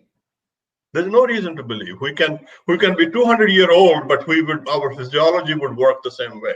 So based on that principle, I believe that every disease can be treated in the body. Every regenerative function can be reinstated if we have the right cells. What's missing here is we do not have good cells in the body when we grow old, and we do not have good cells commercially available to us. All you're getting is all these little shops open, pizza shops, they really don't have live stem cells. They're giving you garbage. They're taking your money and then not giving you any stem cells. We have tested close to about 12 or 15 different commercial preparations, 0 live stem cells. If you talk to them, they say, well, you don't need live cells there. It's all the paracrine function. The cells produce, stem cells produce factors, all the cytokines, and they do the regenerative function. Even the guy who named them mesenchymal stem cells came around that these are the drug producing factories. So they should be, not even called mesenchymal stem cells. Now, I don't believe that. And I have a very good example to prove that that is not true. I was telling them a story about 14 years ago. There was a gentleman from America. He went to Germany. He picked up HIV infection. So he went to his doctor in Germany and he put him on antiretrovirals. And, 2 years later, he developed acute leukemia because that is one of the side effects of the antiretrovirals. So this guy is now stuck. They can't control his virus. He has now at the top of that has leukemia. So they sent him back to California, and then he was very lucky. They found a bone marrow match for him. They did 2 transfusions. And after second transfusion, they cured his leukemia. He's been free of leukemia now for 14 years.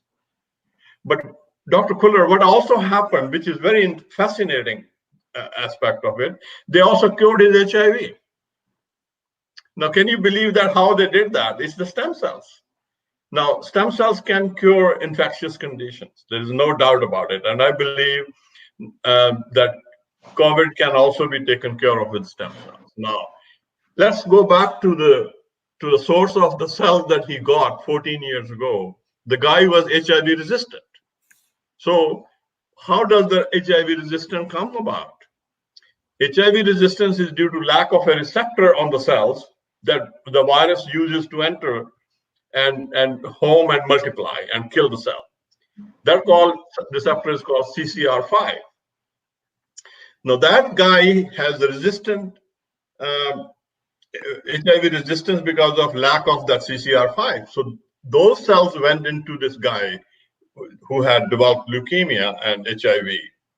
Now, unless those cells were alive for 14 years, there is no other way to explain that he will be virus-free, because those cells have to be live, provide his body a CCR5 negative cell population.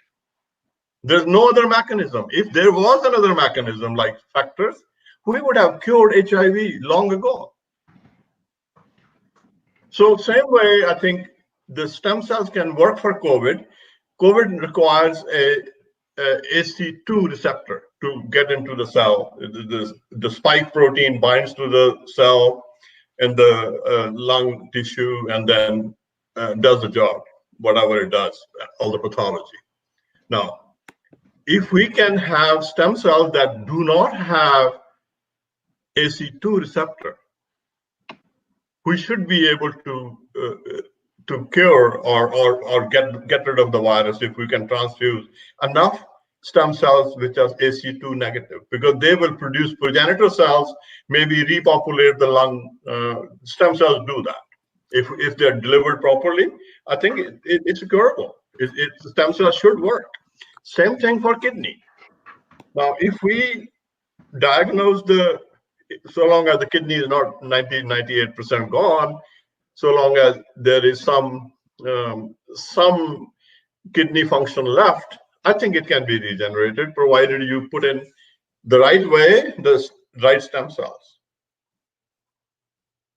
So it is a strong possibility, but right now the limiting factors are availability of good stem cells and the understanding by the physicians how to deliver them, because they're really not trained. Most of us are from age when there were no stem cells. We did not know about them. And now we are beginning to understand how these stem cells work, and we should have more training for physicians, nephrologists, cardiologists, and because a lot of the people, they say, okay, you have stem cells. I don't think they have stem cells, first of all. Two, they say, okay, I'll give an IV injection. They will go to the right area in the cardiac tissue. No, they don't. Because if the cells are to begin with dead, they're going to get trapped in the lung and eliminated. Lung is a filter. But the only way these cells would cross that barrier is if they are alive. They can kick around and move out. Because that's what happens with when you have your own stem cells produced in the body. They go and circulate everywhere. They reach the target perfectly well. And there are not many numbers. They go there home and multiply and produce all the factors. So I personally believe that all this can be done provided we have the right stem cell population and the right methodology to deliver them. So if I may ask Dr. Bill, why do you think, or what do you think is the main reason why it has not been able to make too much of an impact so far? Because we've been hearing about the promises which stem cell therapy could bring in for almost like more than 2 decades. Okay, so why let do me you tell think you why. My personal belief is that why we're failing is, number one, the embryonic stem cells, when we started producing them, they had the major capability of regenerative function. But due to religious reasons, political reasons, we put a tab on them. We cannot work with embryonic stem cells. But especially in the US, and I think India also in 2017, they passed an ordinance that you cannot work with embryonic stem cells. I'm sure you've heard the name Geeta Sharaf. She was using it, violating the ordinance, and she was shut down. And she had some good progenitor cell populations that I think personally believe that she may have some. So what we learned from that ban on embryonic stem cells is that these cells are also everywhere else in the body. So you could isolate them from umbilical cord. Let's go to umbilical cord. If you take 1 unit of umbilical cord, the most you can produce is about 250 to 300 million cells from that whole water and jelly, blood, and the tissue. Now, if a patient requires about 150 to 200 million cells, single unit of cord will provide only one patient. It's not an economically viable proposition for the manufacturer. So what they do is they cut corners. They will give you, they say, whatever the tissue cells are, dead cells are, they make it 35, 40 million cells and say, okay, these are stem cells. They are not. They're selling them as total nucleated cells. The mesenchymal population is only less than 0.1%. And it's not going to do anything. So that is one reason of the failure. With the embryonic stem cells, what happened was, when we started working with the embryonic stem cells, you grow them in the lab, in the clinic, and when you grow them, they require certain nutrition, which is provided by the animal products. Like you have a feeder layer from animal cells, and then you have serum from animals, fetal bovine serum or fetal calf serum. Now, a very interesting point here, Dr. Kohler, that all these animal products have a antigen, which is called some certain glycans. One of them is New5GC. Now that antigen, humans lost that antigen about 300 million years ago due to genetic mutation. Now, whenever we see that antigen in animal products, we react to it. We make an immune response. And if you put in those cells into the human body that are carrying that antigen, they're going to throw it out. Immune system is very smart. It is very specific. It's targeted to eliminate any foreign antigen. So what we do, what people thought that, oh no, they're causing immune reactions, the stem cells are no good. Embryonic stem cells should be banned. Now people came about with another theory that they cause cancer. Hey, tell me how many babies are born with cancer? As a physician, we're getting, let's say, give a number, 100,000 babies are born every day. Maybe 0.1% get some kind of cancer. That too, not the fault of the stem cells. They develop cancer because of some radiation or drug exposure or smoking or some other reason, not because of the stem cells. Now, when you put these stem cells into an unfavorable environment, I don't call them embryonic cells, I call them angry cells, because they don't like that environment. So they grow uncontrolled. What studies have been done in an immunocompromised host, they put the cells in a host to establish them there. They use steroids, they use all kind of immunosuppressive agents.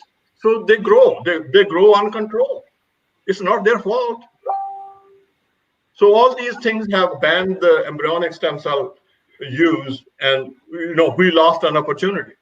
And now I think there are a lot of clinical studies going on to reevaluate them, because now we grow them in the animal-free media, so they don't have the foreign antigen.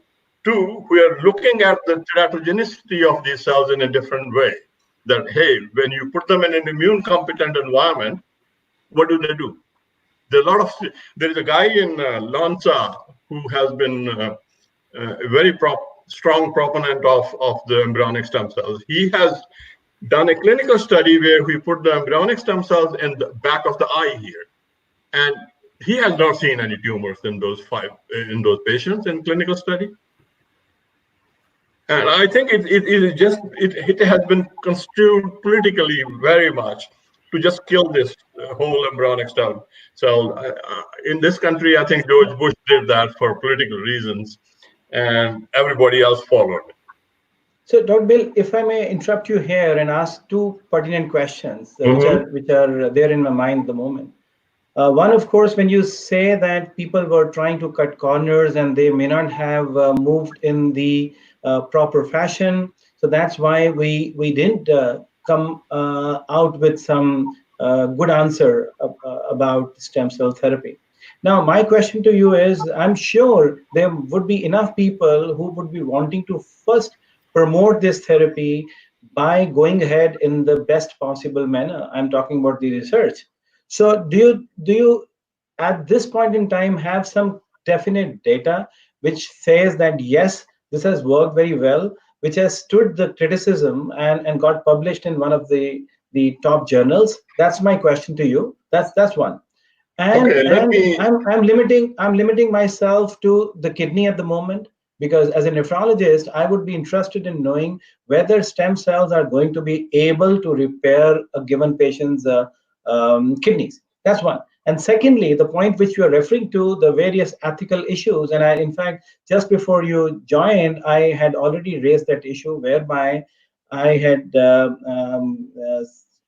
said that rather than accepting blastocyst or the embryo as the source, how about what we are hearing a lot these days, the induction of pluripotent cells, and so that the somatic cell transformed into a stem cell that will carry no ethical issues, and you have plenty of somatic cells. If your research can take us in that direction, so at least we can eliminate the ethical issues. But at the moment in 2020, I basically am wanting to hear that yes, in a few years' time, I should be able to expect that given patients chronically damaged kidneys can be repaired. So that's the If question I'm asking. okay, the answer to that is if Kim provides me the lab and the resources, I can produce those cells within 6 months and show you that we have the stem cells have the ability to regenerate tissue. There are a lot of studies that have been done. I haven't done personally any kidney regenerative function, but we have done some other in the orthopedic area and the dermatology area. I've done a lot of work. There was a gentleman we treated about 2 months ago. He had his back totally damaged, and he couldn't stand for 15 minutes.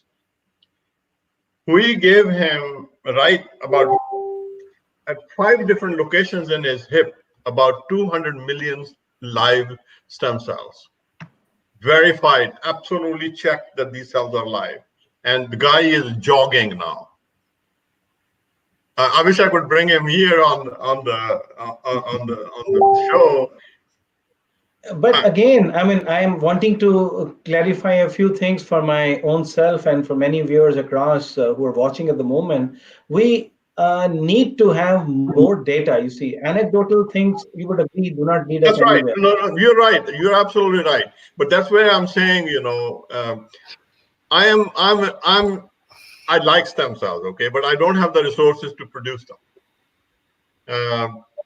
So I left embryonic stem cell work when I was at Baylor, and then after that there was a gap of about 5-6 years, even 10 years, before I got back into the stem cell business again. And now there are no resources. I don't even have a lab.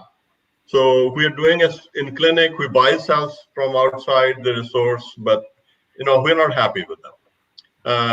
We try to add on the numbers and see, but we don't touch conditions like kidney, for example, the nephrology and the cardiology. There are 2 areas which are difficult to do, because if you give IV injections with the stem cells for these patients, they're not going to do much. So for kidney, you have to get into the capsule itself. In heart, you have to go into the pericardium, inject the cells, just like a catheter. You have to have a cath lab, a cardiologist involved to do the procedure, and cardiologists don't want to do it because they don't make enough money by using stem cells. I mean, if they do cath, simple angiography, here the cost is close to $150,000. With the stem cells, they make only $10,000 or $15,000, so they don't want to do it.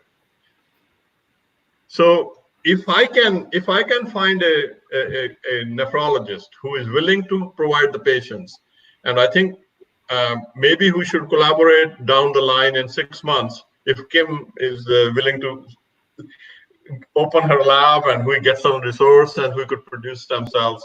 I think it's doable. I would like to ask Dr. Cooler, but I guess he had to leave. Some of our doctors only have a short window of time when they beam in and out. But I wanted to ask what his thoughts were on engaging in research with stem cells. I guess he's gone now.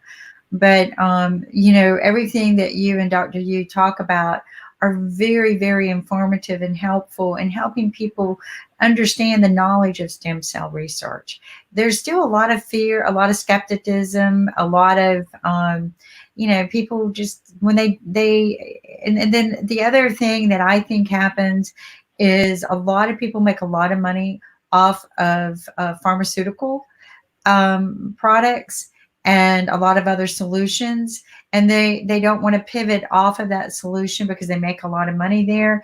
And what you're offering is, but what I have gained knowledge of with the help of all of these great physicians in the past 6 to 8 weeks that we've been doing this is that we're talking about utilizing things that our body already builds. It's not anything that is foreign matter. It has nothing to do with anything other than what comes naturally from our human bodies. And another thing that I learned is that we fight viruses with our own antibodies. Okay. So genetically, all of this makes sense. I'm going to connect you as well with a doctor in the DNA field of study. He's just been extremely busy, and lining him up to talk with us is almost taking 6 full weeks since we started the show. And I keep getting, he wants to be on the show, but and Ankit and I find, that it's been difficult lining people up based on their hours of work. But what you're talking about is not something, again, like what we talked about with David. It's not something that's unhealthy for the body. If we took the stem cell and we inject it in the body, it's not going to create a monster or cancer in our body. No, I don't believe that it will. But it's you not. have to have the right cells, and you have to put the cells in a right body too. You have to. Again, like any kind of transfusion or any kind of transplant, you have to match it. I'm sure there's got to be a lot of filters and match. So, okay, guys, there's not a magic pill that you just pop the aspirin in your mouth and the blood, like that. Exactly, The blood thin. exactly. So, like anything else that you transplant from one human to the other. But what we're talking about is something that is just simple human engineering. Or maybe complicated human engineering, but in my mind, it's like it's natural. All right, it's the antibodies that already established in one human, and we're just like blood plasma, like we were talking about. Plasma has had some very positive results, right? They've taken plasma from humans who've survived the virus, and they are putting it in humans that are struggling to survive the virus, and they're seeing positive results. I think you're going to see positive results in anything that you apply right now. I really do. If it's anti-inflammatory, if it builds the human immune system, and if it cannot provide a negative impact of any kind, I think we're going to see a positive result. Whether it's anti-inflammatories, prednisone, steroids, just various different things. Yes, you're going to see a positive result because this disease goes in, it creates an inflammation. But we know for a fact that it's worse on humans with low immunity. We know for a fact that people who probably are suffering from compromised immune systems or compromised systems such as kidney failures, and they're going to suffer and struggle the most to what? To survive. Why? Because your body's fighting other things. So if we can give them a healthy cell system, just like we do with blood transfusion, this is, to me, in my mind, this is no different than a blood transfusion. You're right. I think that is the issue. All we're doing is we're saying we're taking healthy cells and we're putting them in to work and collaborate with sick cells, and we're going to make you better. Yeah. I mean, we need more research. We need more positive enforcement. If you were asking me to put a vaccine into my body, and that vaccine has chicken livers and metal and embryos that from fetuses, like they claim that all of these vaccines have, then I would say, ew, I don't want that. Sure. But if you tell me we're going to take and do a blood transfusion, I've done that. I've had to have a blood transfusion. Okay, fine. It didn't kill me. And back in the day, there was a time when blood transfusions were scary because you could have a disease in it, right? But if you come and tell me we're going to take a healthy cell from this human, we do this all the time. We're going to take a healthy liver from this dead human, and we're going to put the healthy liver in your body because you're dying. I know people who've done this. Yeah, that's right. That's what is being done right now. All we're doing is we're saying we're not even taking a healthy stem cell from a dead body. I think that's a wonderful example. We're not taking a healthy stem cell from a dead human. We're taking a healthy stem cell from something that was being thrown away anyway. And we're saying, put this in a person who's dying, put this in a person who's sick, and see what happens. No, you're right. You made a very good point, Kim, because can you imagine somebody, a sick liver, going into a liver transplant who's already sick? So it's not going to do any good. No. So it's the same thing. I think we're having that difficulty here. We do not have healthy stem cells. A lot of people are selling you snake oil, basically. There are no stem cells there. Right. It's been proven. It's been proven over and over again. The only stem cells that actually are shown to work in orthopedics, the reason for that is there's a lot of evidence of that it has worked in replacing, in treating joints, knees, and all that. The reason for that is because most of these physicians, orthopedic surgeons, are doing bone marrow taps. And bone marrow, when you get those cells, they're fresh, they are alive. And what also is important, since they can't get enough cells from the bone or the fat tissue, they grow them. They grow them, and in US we can't use the cells grown in the lab, so they send them outside. They send them to Panama. Why? A lot of people have moved out to Mexico and all that because they can grow those cells. It's really, you need a lot of live cells to do the regenerative function. And we've actually had testimony of people who have gone to other countries to have the stem cells injected in their joints that were destroyed from a sport. Right. I'm not going to give names. If they want to come back on and tell their story, that's fine. We've got their story. It's filed away where you can watch it anytime. But they, gave testimony to having the stem cell injected where it needed to go, and it worked for them. They're happy. They didn't. Yeah, sure, they do. I mean, we've done ourselves here. Just about 2 months back, there was a girl who came. She had done surgery in one knee, and she works in a X-ray clinic, so she has to stand a lot all day, and then she had trouble, getting that knee fixed. Her mother is an MD, and then she came to the clinic. She's our colleague here too. She talked to me. I said, well, bring her in. Let's see what we can do. We used the other knee and gave the stem cells, the right stem cells, and you have to see. She basically using that knee now to do her work. That's that's what needs to happen. Yeah. Is we need testimonies, right? Yeah. And in order to get testimonies, but what we need are people who are saying, you know what, this is the way I would look at it. What would it hurt? That's the question you have to ask. What's it going to hurt to try it? Yeah. Don't talk to me about wasting time. Don't talk to me about wasting money, because how many lives are wasted? What is it going to hurt to take a healthy cell, a living cell, and we know that it works in the joints already. Very important. Very important. Put it into a human body and see if it collects and goes in and does the job. Yeah, that cells are not going to do it. I mean, it's that simple. What's it going to hurt? At this point, you go, why not? Now, if you tell me, oh, if you take that stem cell and you put it in there, the person's going to die. I'm not it's a safe way. It's a safe treatment. It's natural, like you say.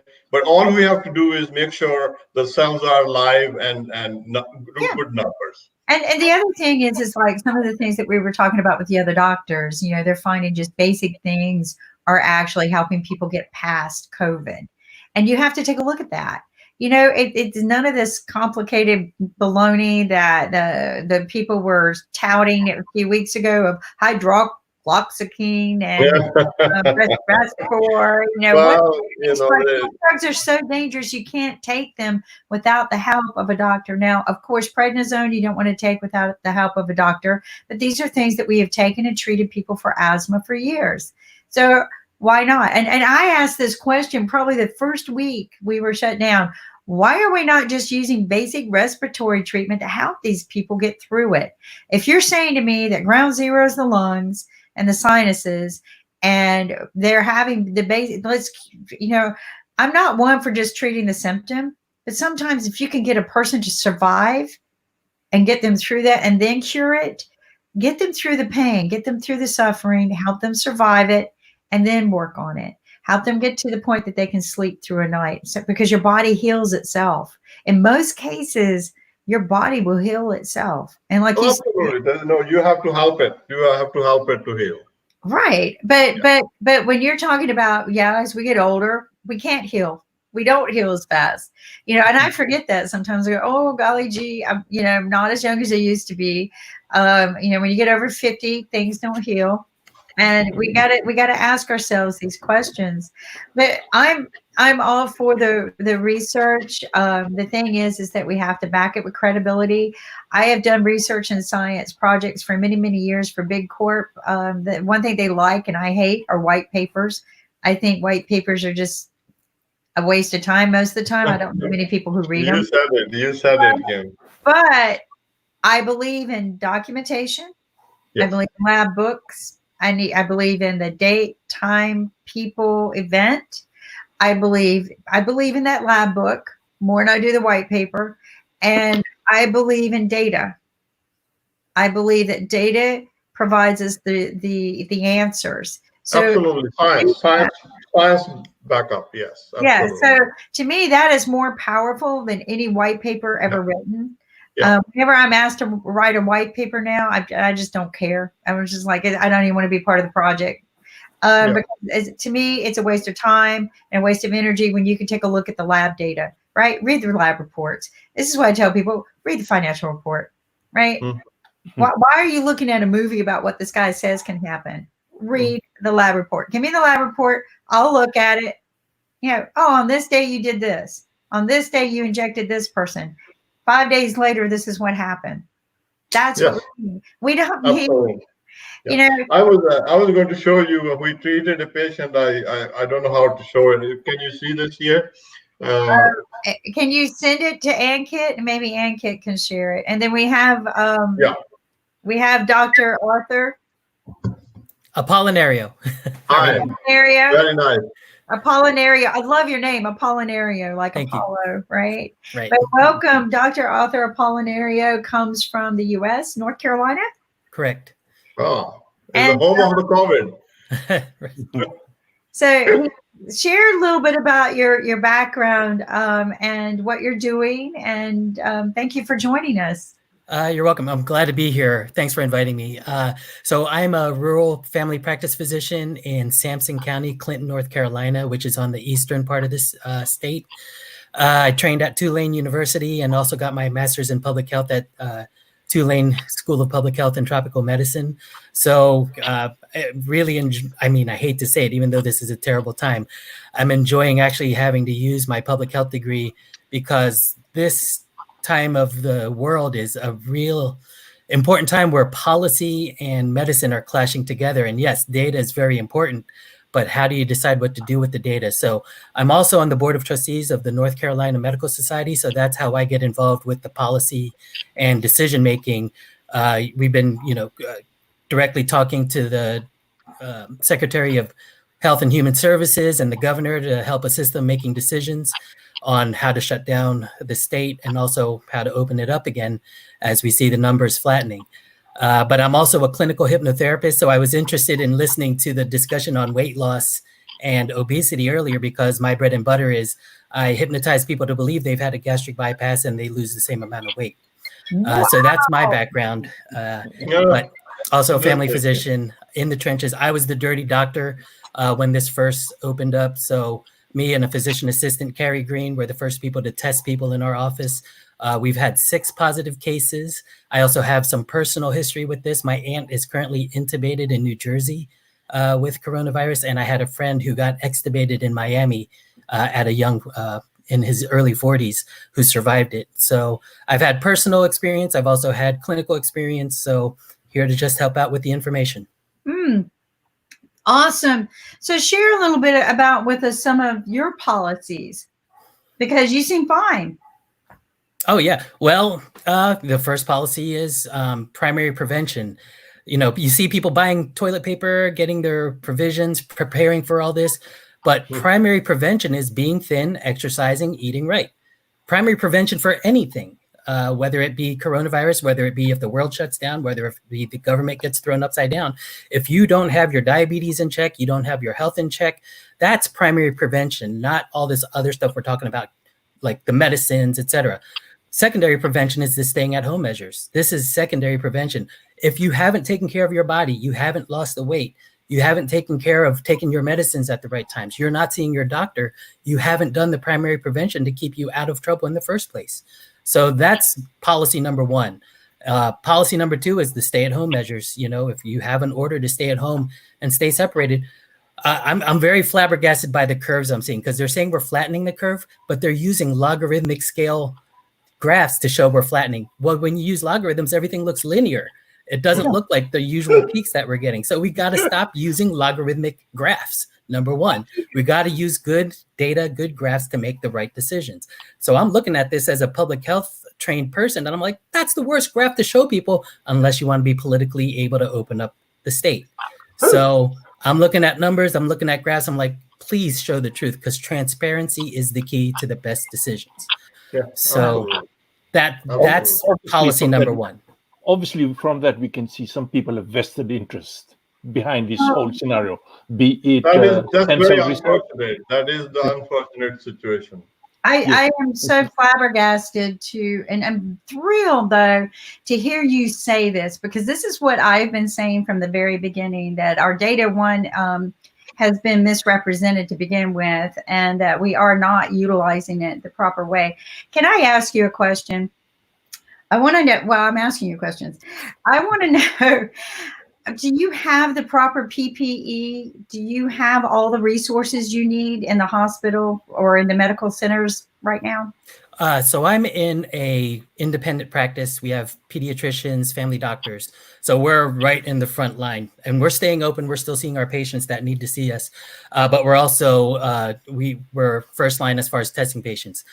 At the beginning, it was very scary, and I'm reusing my mask. I'm reusing some gowns. I'm spraying them down with Lysol. So we're already in a situation where we're having to reuse PPE. We have a promise that we're getting some protective equipment very soon, but it's not a fulfilled promise till we have it in our hands. So we are taking measures to reuse our protective gear. And what's very discouraging is we see the hospitals getting charity donations. We see it getting dispensed elsewhere, but we're the first place where people are coming to get this stuff checked.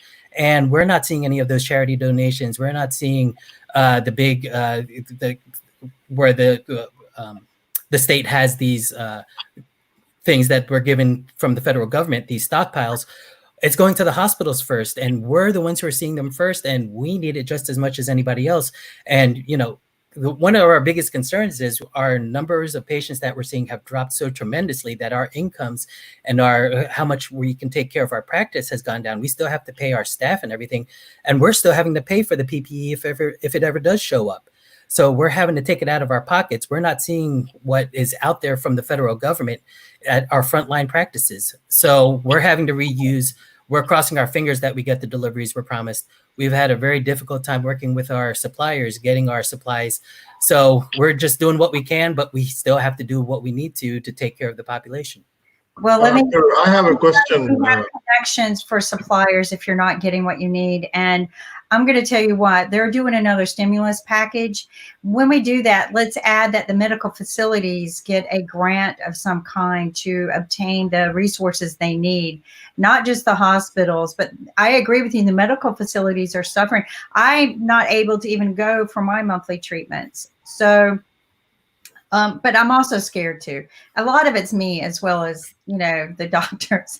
But I've heard these rumors. But go ahead, Bill. You have a question? Arthur, I have a question. Let's say in your practice, somebody comes with a positive corona infection. How do you tackle that? How do you handle that? Now, are you talking somebody just presenting with the symptoms or somebody who's already tested positive and is coming back? Let's say some patient comes into your clinic, you have all ways to see that he is positive for corona and he has active infection going on. Now, he has contact with other people in your clinic. So how do you handle that? Well, the first thing is we already had, we started right at the beginning. We kind of understood the situation. So we locked down our practice from anyone who had sick symptoms, fevers, chills, cough. Number one, we told them to stay at home. Just the governor said, have people stay at home if they have the symptoms, especially if they're mild. Of course, if they're worse, we want them to get tested. So at first, we kept the patients at home, triaged them by telephone to keep them away from the clinic. And then if they had symptoms that required looking at, we bring them to the clinic and we kept them in their cars and we looked at them at their cars. We did the full visit in their cars so they never came into the office. Wow. I was dressed up in full PPE and everything. So we started that right off the bat. So we were lucky we had that foresight to do that right off the bat. In fact, we were amazed how we have a small group of physicians that just think pretty quickly. So we kept our patients with any fever, any cough outside of the clinic, outside of the facility, with the ultimate goal, keeping ourselves, our staffs, and well patients who could still come into the clinic and be seen for those reasons if they wanted to, coming in. So number one, we had a strong border keeping the patients from coming into the office. So you never had a situation where you actually had the patient and you didn't know that the patient actually is positive for COVID, and then you had to close your clinic for a few days or No. long. In fact, there was a clinic That's 20 miles away, Rose Hill Clinic, that had to close down because 11 of their staff very got it. good. That's what we do. But That's we locked it down screen right our off the bat. patients very, very carefully. And Kit. So, Dr. Author, I have a question that, when someone is suffering from COVID, generally they are quarantined or they are in a treatment in an isolation. Correct. And also they have a separate air conditioned ducting because they don't want that same air to flow into the same air ducting. Correct.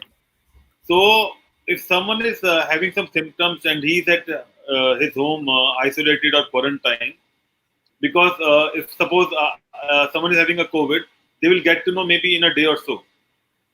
But till the time they're also using their air conditioner and they are also living with family. So how that family can protect themselves, and also how that air condition, because the air conditioner is also throwing back a lot of air. So what happened to the neighbors and how they can protect themselves? Because a lot of people are asking, especially in India, what happened to those air conditioning? Because everyone is using the air conditioning, and what happened when they throw the air out of a COVID patient? So can I interject here? I think it's a very complicated issue because if you do the testing with just antibody kit, it's not reliable because antibody will just tell you that you have an exposure to coronavirus. Unless you do RT-PCR, it doesn't make any sense at all whether you can rule that patient positive or negative. Antibodies is, I think it's a waste of time. It just gives you an indication that you are exposed to coronavirus. It's like, for example, we know the story about tuberculosis. Anybody who was vaccinated in childhood would still come out positive now for TB. That doesn't mean that you have active infection. You have antibodies to it, and you show a reaction. Same way, if somebody got exposure to coronavirus, it's in the environment. There are a lot of coronaviruses. Everybody probably carries coronavirus. All animals carry it.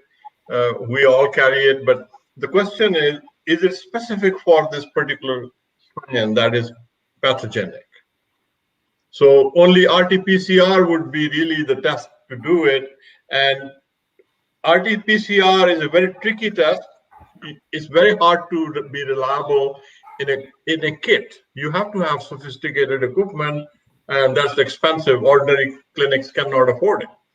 So you have to send the patient samples out to a lab like Quest or LabCorp or some other CLIA certified lab. So it creates a little bit of a difficulty of putting the patient negative or positive, unless the patient has some symptoms, which sometimes can not show up to 29 days after infection. What Dr. Arthur thinks about the question and what Dr. Bill said. Dr. Arthur? Well, we're in a lucky situation because I'm a rural family practitioner. So most people do not live so close where their air conditioners will affect their neighbors because there's lots of space in between. But what we rely on is, once again, it's data and policy. We call our health departments immediately and they get in contact with the people who do test positive, regardless of which way they're tested. And when they test positive, they quarantine the family members, they contact any close contacts, they make sure the work environments, any places they've been, people are notified. So we rely on the health department to really do that work to make sure that people are notified, neighbors are notified if they need to be, and all they treat it like the tuberculosis situation that you were mentioning before. So we're kind of lucky. Our health department's doing a great job of quarantining, keeping people in place. Now, of course, you cross your fingers we have the people sign a contract that says that they will follow the quarantine orders, but it's just a signature on paper. There's nothing legally binding to it, but you hope, based on what's happening in the world, that they have enough empathy and enough ethics to stay at home and to prevent the spread. What has been the major heavy duty symptoms, and then the treatments that you're doing for the patients who you feel like are positive, because it takes a while to get the test results? What are you doing for them? Well, as you know, there's really nothing in the literature that's backed yet. It's really just symptomatic care, fevers. We're not sure yet, but avoid ibuprofen based on some of the literature.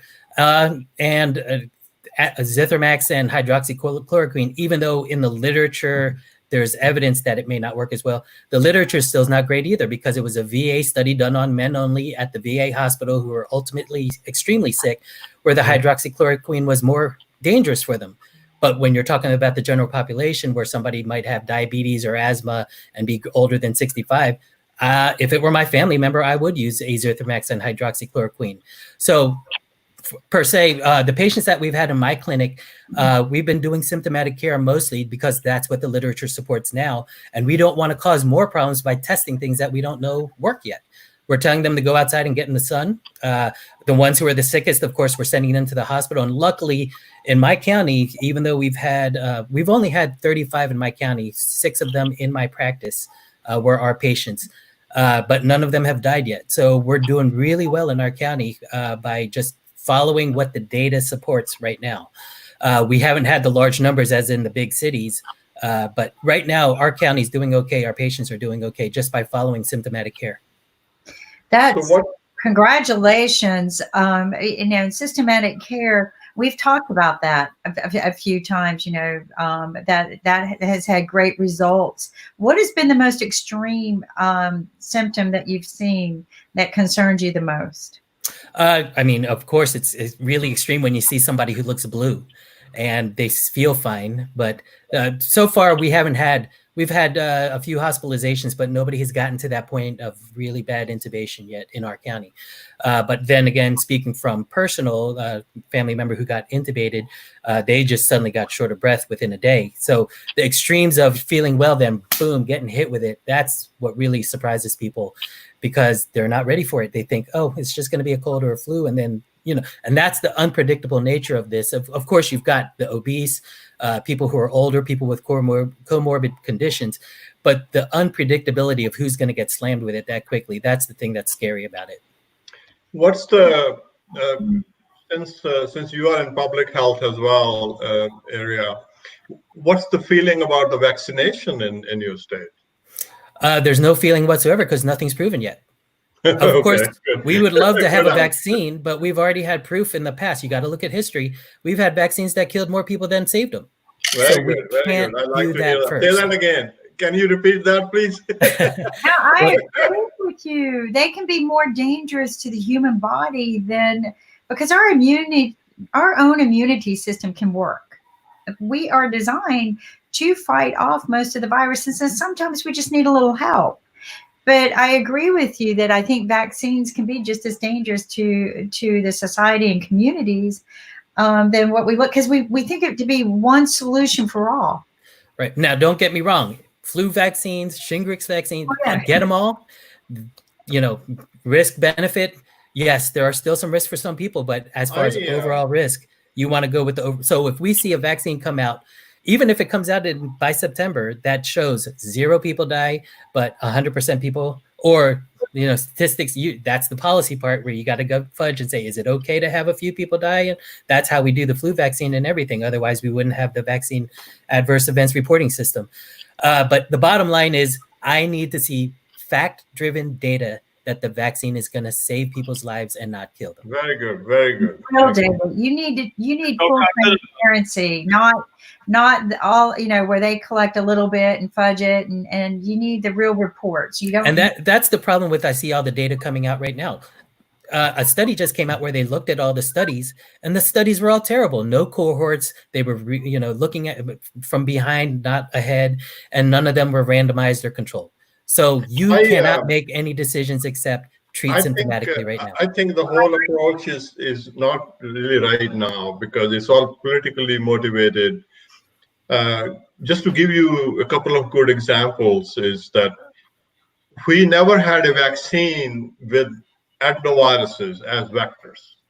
For the past 30 years, we know that adenoviruses can put the antigens into the cells or whatever you can do with it, but we never had a vaccine that worked.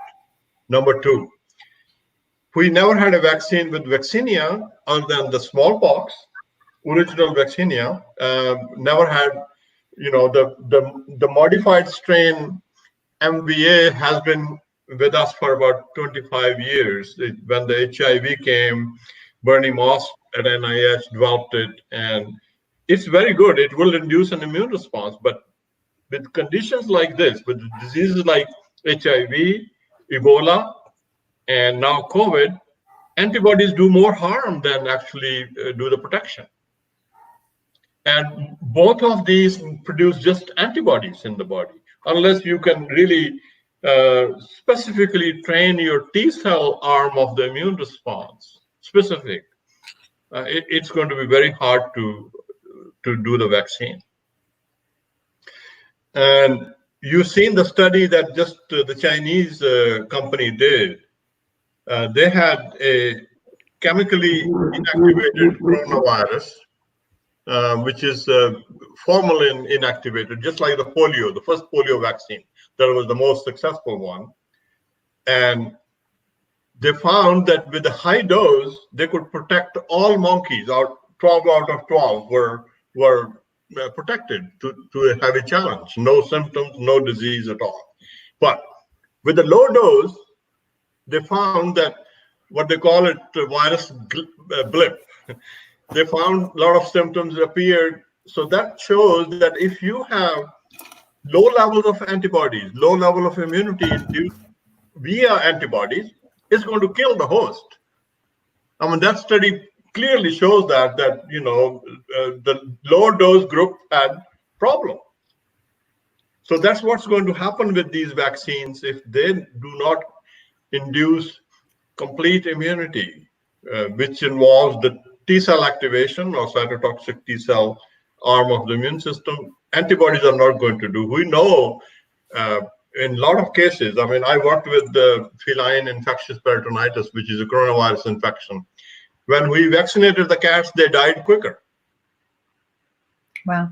So I think there's just not enough knowledge about the ghosts that we're dealing with. Don't you feel that way, Dr. I'm gonna call you Dr. Author, even though I know how to. Well, most of my patients call me Dr. Art, so that's fine.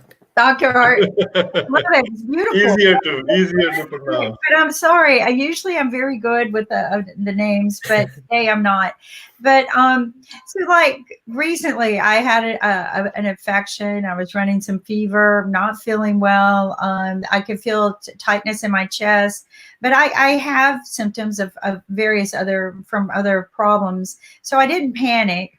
I was hoping for some antibiotics, but the doctors wanted to see me, but I'm too scared. I've been locked down since March 1st. I decided to go down before anybody else because I couldn't wait for the president. I was scared, and I don't want to ruin whatever I have done, right? And so, I'm getting better. Lots of sleep, lots of lemon juice, water, a lot of lemon water, a lot of healthy alternative ways. Fortunately, I did have some antibiotics left over from the last time I had a sinus infection because they ended up giving me a shot. So I used those, and that helped me get over the curve. And you weren't supposed to do that, right? And I just announced it on TV, and it was very, very yes, bad. you did. So, and I know I shouldn't have. I believe me. I sat there and I go, but I remember the doctor. It's crisis time. You got to do what you got to do. So right. Well, the thing is that I was sitting there. I was getting so bad. The infections were. My whole face was swollen and fever, and trying to line up the doctor's appointment or trying to get all of this done. Yeah. I had to wait, and I know I shouldn't have, but here's what's weird. The doctor had decided to give me the shot and he said, you know what, keep the prescription in case you need it if you get sick again, because I traveled a lot. So I got sick again. So that's how I justify it. No, that's if your doctor advised you, go ahead and do it because you know yourself and you know your sinus symptoms. Right. That makes absolute sense then. But the thing is it felt more than that. It was starting to, it felt like it was getting into my chest. I was having a hard time breathing. It felt very sharp. I was trying not to panic. But again, I'm a very immune. I love immunity solutions. So like you were talking about, keep your weight down, exercise, eat right, build your immunity. So that's what I was doing. I was getting better, but not, it was still getting worse. So it got better. I feel better. I'm feeling like I can exercise again and do all those good things to keep my immunity up. But for the people who have to go home or when they get prescriptions and things like that, you're making them sign a contract. I am so glad you're doing that. Asking them to stay home. What are some other things we can do from home? You're talking about, keeping our weight down, but that's not easy. But what are some other things that you would recommend to us? Because we're not easy to keep home. First of all, I hate the term social distancing. It should be physical distancing. We got to stay socially connected. So number one, things like this, Zoom, keeping in contact with your family members. Some people, I see them, my children don't call me. Well, it's not their job to always call you. You can call them too. Don't wait for the phone call. Number one, stay socially connected. Number two, going outside in the sun. We're starting to see the studies that sunlight and that this virus will probably act like most wintertime viruses and go away in the summer, hopefully with the people going out in the sun. So social isolation doesn't mean isolate in a dark room and stay inside. It means go outside, do some gardening, get some fresh air, get some sunlight, put on some sunblock so you don't get a sunburn. But the bottom line is sunlight does help in my mind. In fact, my prediction always was that this is going to drop sometime in June when the sun's really high up in the air, close to the summer solstice and all those things. Other things to do, of course, keep up with your nutrition, stop watching commercials. You were talking about obesity and the epidemic. And one thing that lots of doctors miss is the hypnotic methods of commercials keeping people overweight and eating. The number one day that people eat isn't the holiday of Thanksgiving in the United States. It's now the Super Bowl, where you're sitting there watching a holiday of commercials. And you watch about Doritos, and you watch about soft drinks, and you watch about drinking beer. And it goes all into the subconscious that you think, oh, if I watch football, I got to eat all this junk. And then it becomes embedded in your brain that you're not a happy person unless you keep eating junk. So close your eyes or go la, la, la, la, la when commercials come on, because they are brainwashing you to eat a lot when you're at home. The first thing that happened was people wrote all these brand new commercials about, oh, we're with you during coronavirus. But here's McDonald's, okay? The one thing that just happened in my town, McDonald's is giving free meals to healthcare workers for 2 weeks. And I'm like, don't eat it. You're supposed to stay healthy. Eat, you're talking salads and all that. But right now you've seen the prices of vegetables have gone through the roof because of the produce sections being ransacked right now because of difficulties with delivery. So it's hard for people to do that. But the one thing you could do is don't let the commercials brainwash you into bad habits. Good idea. And it's easy to do that because you're sitting in front of the TV and seeing all this gloom and doom. The other thing is, to take your medications, follow up with your doctors. We have gone to, I see 90% of my patients now through telehealth. So it's all video. I can look at their throats when they put their video camera there. I mean, the going joke is I can't do a prostate exam through a telephone, but we won't do that. But the bottom line is we'll get there.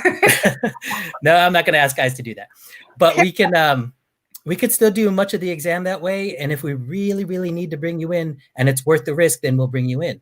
But for the most part, in your case, with the sinuses, yourself well enough. It's that time of year. Everybody should be staying away from the pollen, taking their allergy medicines if they have the problem, or flushing their sinuses. And if you do that, you can avoid 99% of the problems. So do the things you're supposed to do anyhow, but go ahead and keep your mind busy with things that you love, not things that you hate, like bad TV that's telling you not to panic. So one of the most common hypnotic techniques I use is don't programming, okay? So watch what happens when I use the word don't. Don't focus on your breathing and don't count your breaths. You start breathing. Exactly. You start counting it. So when you use the word don't, you start doing what you say. So you got two kids fighting in the back of your car. Don't fight with each other. What's the first thing that happens? Okay. I used to tell my kids, don't be nice to each other. I hate when you hug each other and be quiet. Look, Daddy, look what we're doing. Okay, don't programming is the worst thing. So you always hear don't panic or try not to panic. You in fact use those words. The word try is a failure word. My patients always say, oh, I tried to lose weight. Oh, I tried to take your medicines, which means they didn't do it. Or I walk into the room, oh, I tried to walk in here on time, which means I didn't do it. So never use the word try. I'm trying to stay calm. I'm trying to do this or that. Use the words proactively. I'm calm. I'm relaxed. I'm exercising. I'm trying to exercise, which means you will never do it. So my first hypnotic lesson for everyone is avoid the use try and don't, unless you want to do those things. So don't relax. Don't allow yourself to watch this IBM TV all the time and get great information. Don't follow the data strictly. Don't stay at home because, it's a challenge. So you're going to do the opposite. So, I love it. Don't stay at home. Just keep yourself safe. And then the patient's like, wait a minute, he's telling me not to. I'm going to stay at home because he told me not to. So it does the opposite. Because every time your doctors tell me to breathe, I can't breathe. All of a sudden, it's like, you want me to what? Breathe in. So I've learned, instead of using the word breathe, I say, give me a big one. And the patients give me a real big breath. I never have to ask twice. That's great. I'm going to tell that to my doctor. Because the minute he says, breathe deep, I'm like, okay. No, you hit the nail on the head too with the don't programming. And, you said you do hypnotic programming for people to not become obese. And I think that is healthy. Just changing a person's mental state of mind is awesome. I've done reprogramming for pain. I did pain. I went to a pain psychologist, and they helped me reprogram. And it doesn't mean all the pain's in my mind. It's really not there. It's where it says it is, but it teaches me how to deal with it. Right. So one way I will hypnotize people, I'll put a volume control on their arm. And I say, when you do this to your arm, the volume goes down on the pain. And when you do this, the pain comes back so you could just feel what you're having.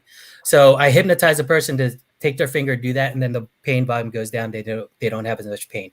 And it actually does. Studies have shown at Stanford that it releases endorphins. So it actually creates pain reducing in a natural state. So that's beautiful. Kim, you mentioned this thing that you train your brain. I come from Sikh religion, and there is a very good concept in it that everything you get in your life, there's a reason for it. So when you start complaining or moaning, that's not good. It doesn't help. So in our prayer, it is advised that if you are sick, you pray that, hey, you've given me this sickness, but give me the power to deal with it. So that's where the power of mind comes in. It can cure basically anything. Faith and the power of the mind are two of the greatest things. I always tell people, if you have this and this, you can almost survive anything. And but the thing is, you have to have knowledge. And Dr. Art, you definitely provide us with a lot of knowledge and understanding it. I am so thrilled to hear that you took such a good stand on how to approach the sick patients that could have COVID by meeting them at the car. My biggest concern was going to the office, and these COVID patients were hanging all over the office. So that I didn't know you guys were doing that. That was awesome. I hope all the doctors are doing that. Is that policy? All the doctors gave up their parking spots so the patients could park right up against the building and be seen at the cars. So, that's a big deal for us doctors, of course.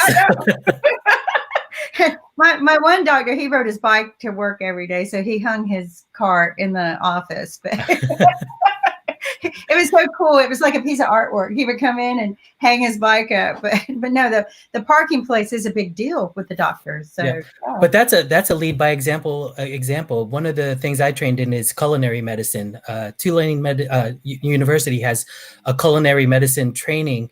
And, you could talk about obesity all you want, but if you can't teach your patient how to cook in a way that's healthy, it doesn't matter. So there's a set of doctors and providers who've done this training, and they're experts in teaching people how to replace ingredients, how to cook with different techniques, how to plate the food. Because if you put spaghetti on a flat plate, it looks like more spaghetti than if you put it in a small bowl. So we teach them how to even plate. So I've done all that training. I teach that to my patients. So I'm taking the overall approach to this primary prevention, because coronavirus isn't bad if you do your primary prevention. No, and preventing is better than being proactive is better than being reactive.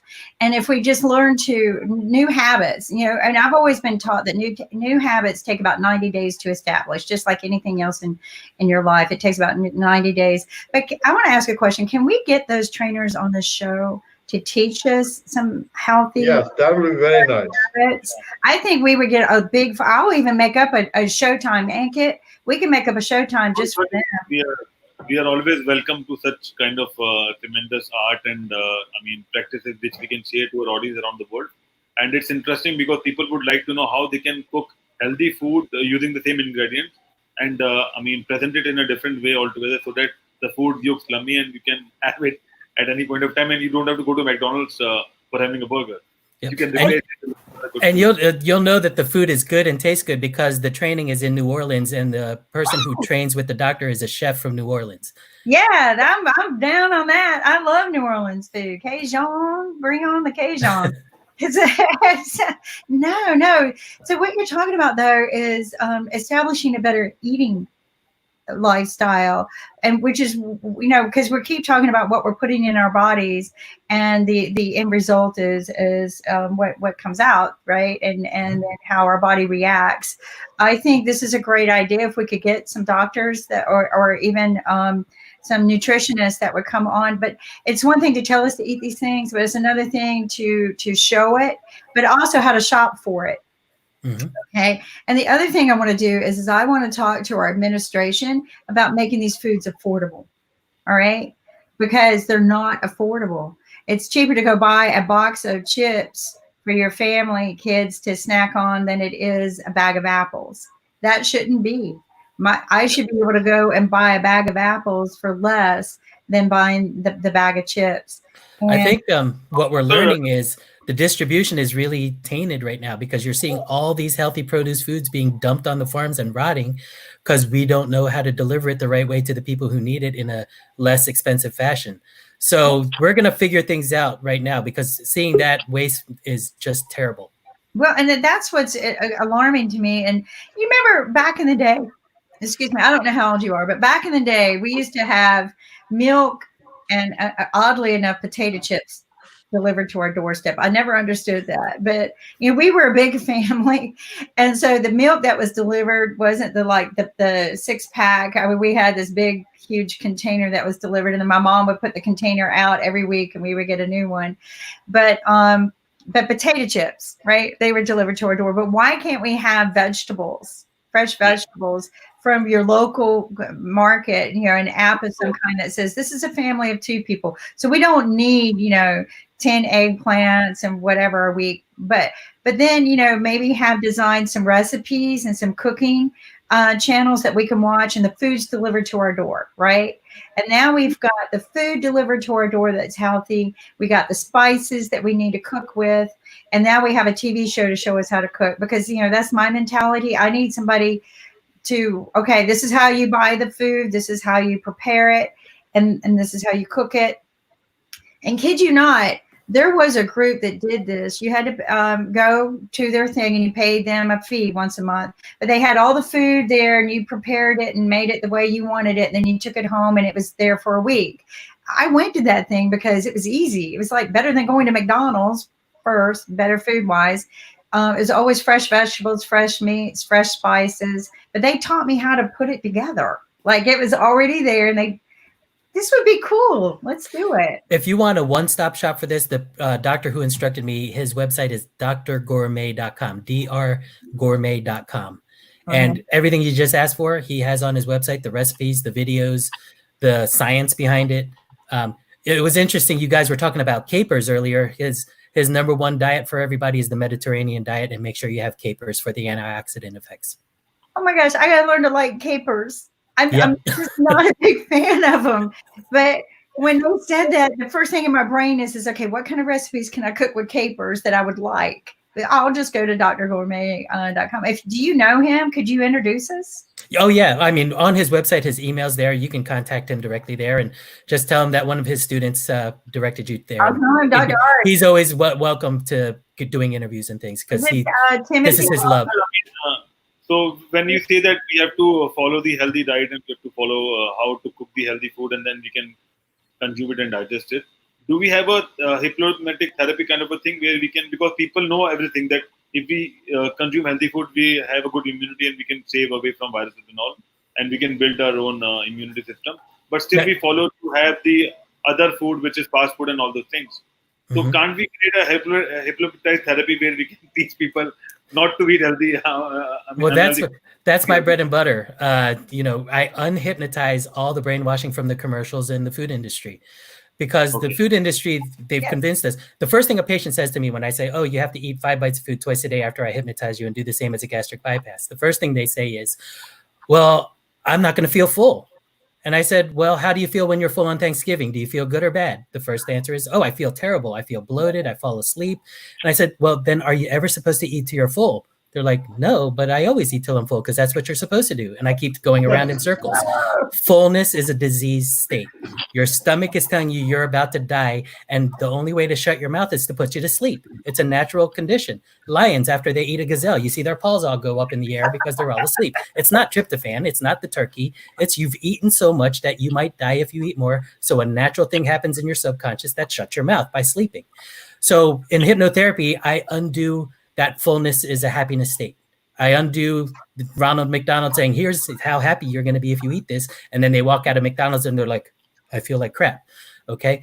I undo all that. And I say, okay, from now on, food is only fuel. You're just like a car. You only take the amount of fuel you need. You don't stick the gas, the dispenser in the passenger seat and start putting fuel in there too. From now on, food is only fuel, and you stop eating when you're satisfied. So satisfaction is when your stomach doesn't grumble or gnaw at you. Okay, if that's the case, then you can stop eating. And most people will find scientifically the lowest amount of food that stops grumbling in the stomach is 5 bites of food twice a day. So they don't feel hungry at all. And then they lose 1 pound to 2 pounds a day, just like a gastric bypass. Very good point. Very good point. You know, again, going back to our culture, in India, in Ayurveda, there's a principle: eat what you like. Yep. So if you don't like, don't eat it. Don't even touch it. Yep. So Dr. Chopra has written a book on the whole thing, you know. Eat what you like. That's the title of his book. You know, people get amazed when little kids eat junk food or they eat this and then they never get fat. Some kids will, of course, there's childhood obesity, but a kid will eat pizza and this and that, and they still look good. And it's because their brain tells them what they need. When they need sugar, they know they get it. When they need iron, they start eating ice. You know, we have those natural mechanisms. We just have to listen to them. What we don't need to listen to is brainwashing from the food industry that says breakfast is the most important meal of the day, or that, you know, that was never a scientific study. That was the Food Council saying that. But every patient says, "I thought breakfast was important." I said, "No, skip breakfast." That way, when you're at lunchtime, you don't need to take a pill for fat metabolism, but your fat metabolism is as fast as it can be at 11 o'clock because you didn't have breakfast. And their brains are like, wait, this is nothing that I've ever learned. So I have to unbrainwash them from all these commercials and all these old weight loss techniques that were just made to sell products and pills, when all you have to do is just eat 5 bites of food twice a day and you lose tons of weight, just like a gastric bypass. And, you know, I learned too, smaller amounts throughout the day. But if I keep my mind preoccupied and I'm doing things, I don't need to eat a lot at one time. And actually, when I, like you said, when I eat more than probably 5 to 6 bites of food, I feel miserable. Everybody gets mad at me. They look at what I eat on my plate, but I don't eat till I'm full because I'll feel miserable afterwards, and I don't want to have a conversation with people. And your thing about the animals going back and sleeping, did you know horses can't do that? They will eat until they die. Wow. Horses can't stop. We worked around horses for a very, very long time, and I learned that about them. I used to think animals were all capable of stopping before they die, and they can't. So your theory is great. I think if we can learn to hypnotize ourselves, to the unhappy meal. That's an unhappy meal. Right. I used to feel so bad for my son because he would just want the salad. He didn't want the greasy food. And he just wanted the salad, but he wanted the toy too, right? Mm-hmm. So I would get very angry at McDonald's, but I would just say, screw it, just sell me the Happy Meal. I've been known to throw the meal away, and I felt bad about that, but give him the toy because he wanted the toy. That was, and I asked McDonald's one time, why aren't you giving the kids a toy for eating salad? Why aren't you giving them a toy for eating an apple? You know, why are you giving them a toy to eat a hamburger and french fries? And they no, I think, Dr. Ajay, we can hypnotize teenagers or maybe adults, but what about the small children like 4-year, 5-year-old?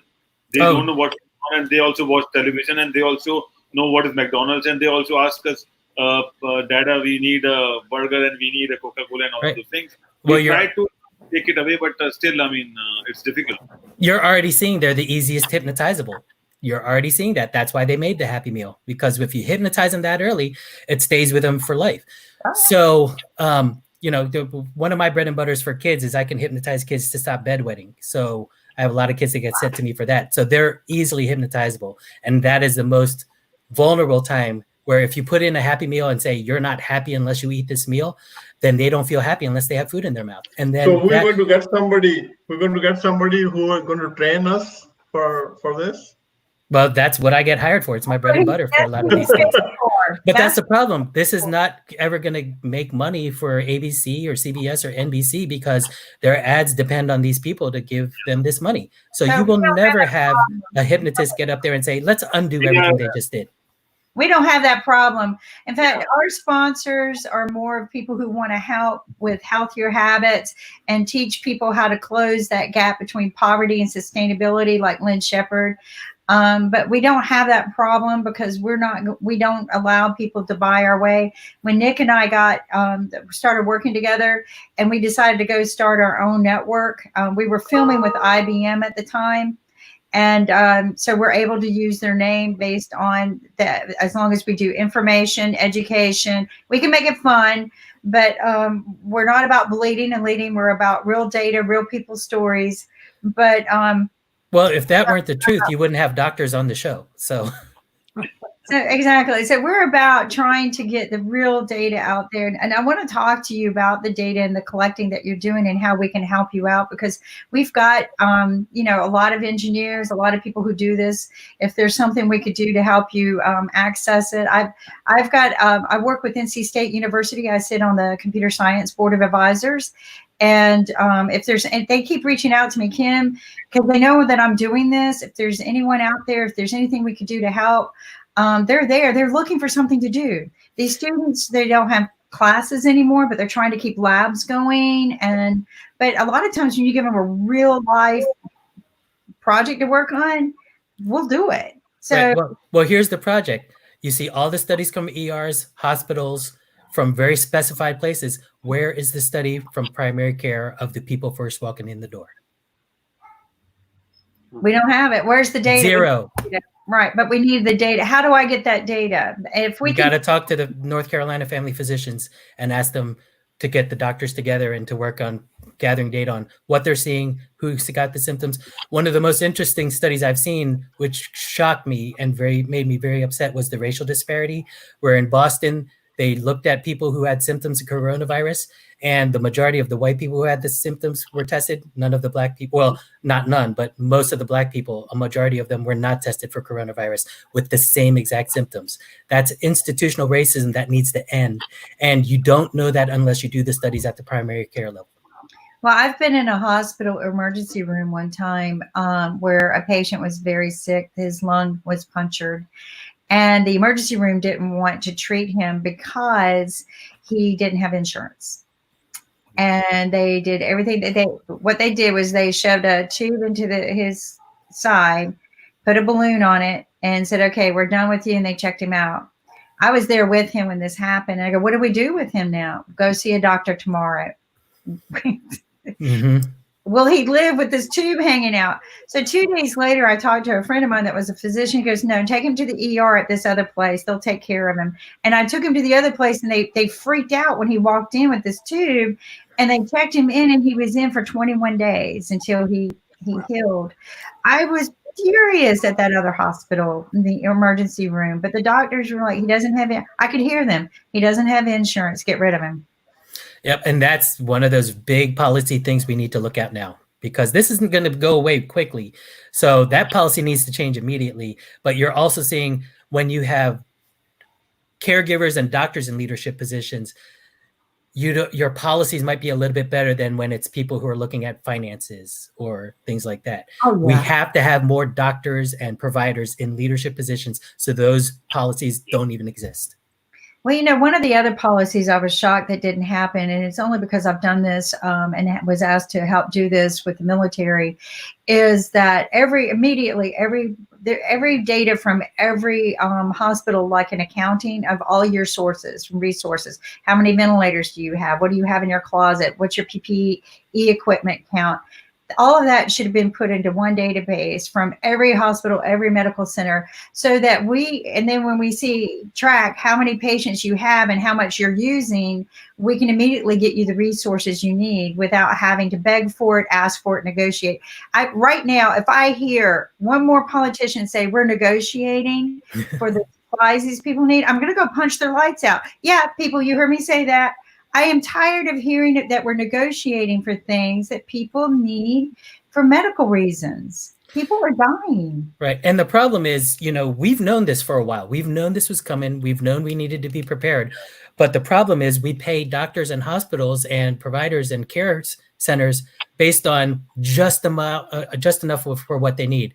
And then our inventory is based on just-in-time inventory. Hospitals, small primary care practices, we learned about just-in-time inventory all through our business training and stuff. I took some business training in college. So that was, okay, how do you save money when you only have this amount of money? So we now just learned just-in-time inventory does not work for healthcare, and we need to stop that. Policy number 2 gone. Policy number 2, we need to be prepared. What do you think about a medical budget? I mean, because we have seen a financial budget, we have seen a defense budget, but there is no medical budget around the world. We are having a separate medical budget for each state and county, and according to that, doctors can procure items based on what's missing and what's required during the time. Because a lot of things going around, season-wise changes, a lot of flus, maybe. I mean, right now there is pandemic, corona going on. Maybe something else is coming up soon. So doctors should buy on their own. I mean, if they have a budget, they can buy at any point of time. What do you think about that? You're right, but we're given just-in-time budget too. So that would be nice. It's all about keeping just enough assets that available to you to treat the immediate situation, but there's no proactive, preventive solutions, which actually truly right now, because I hear stories, where people are saying, well, we got plenty of resources at this hospital, we're fine, but we don't have enough here. But my thing is if we had an accounting of all of it, we could actually ship back and forth based on people's needs, based on the flow through of patients and the type of patients.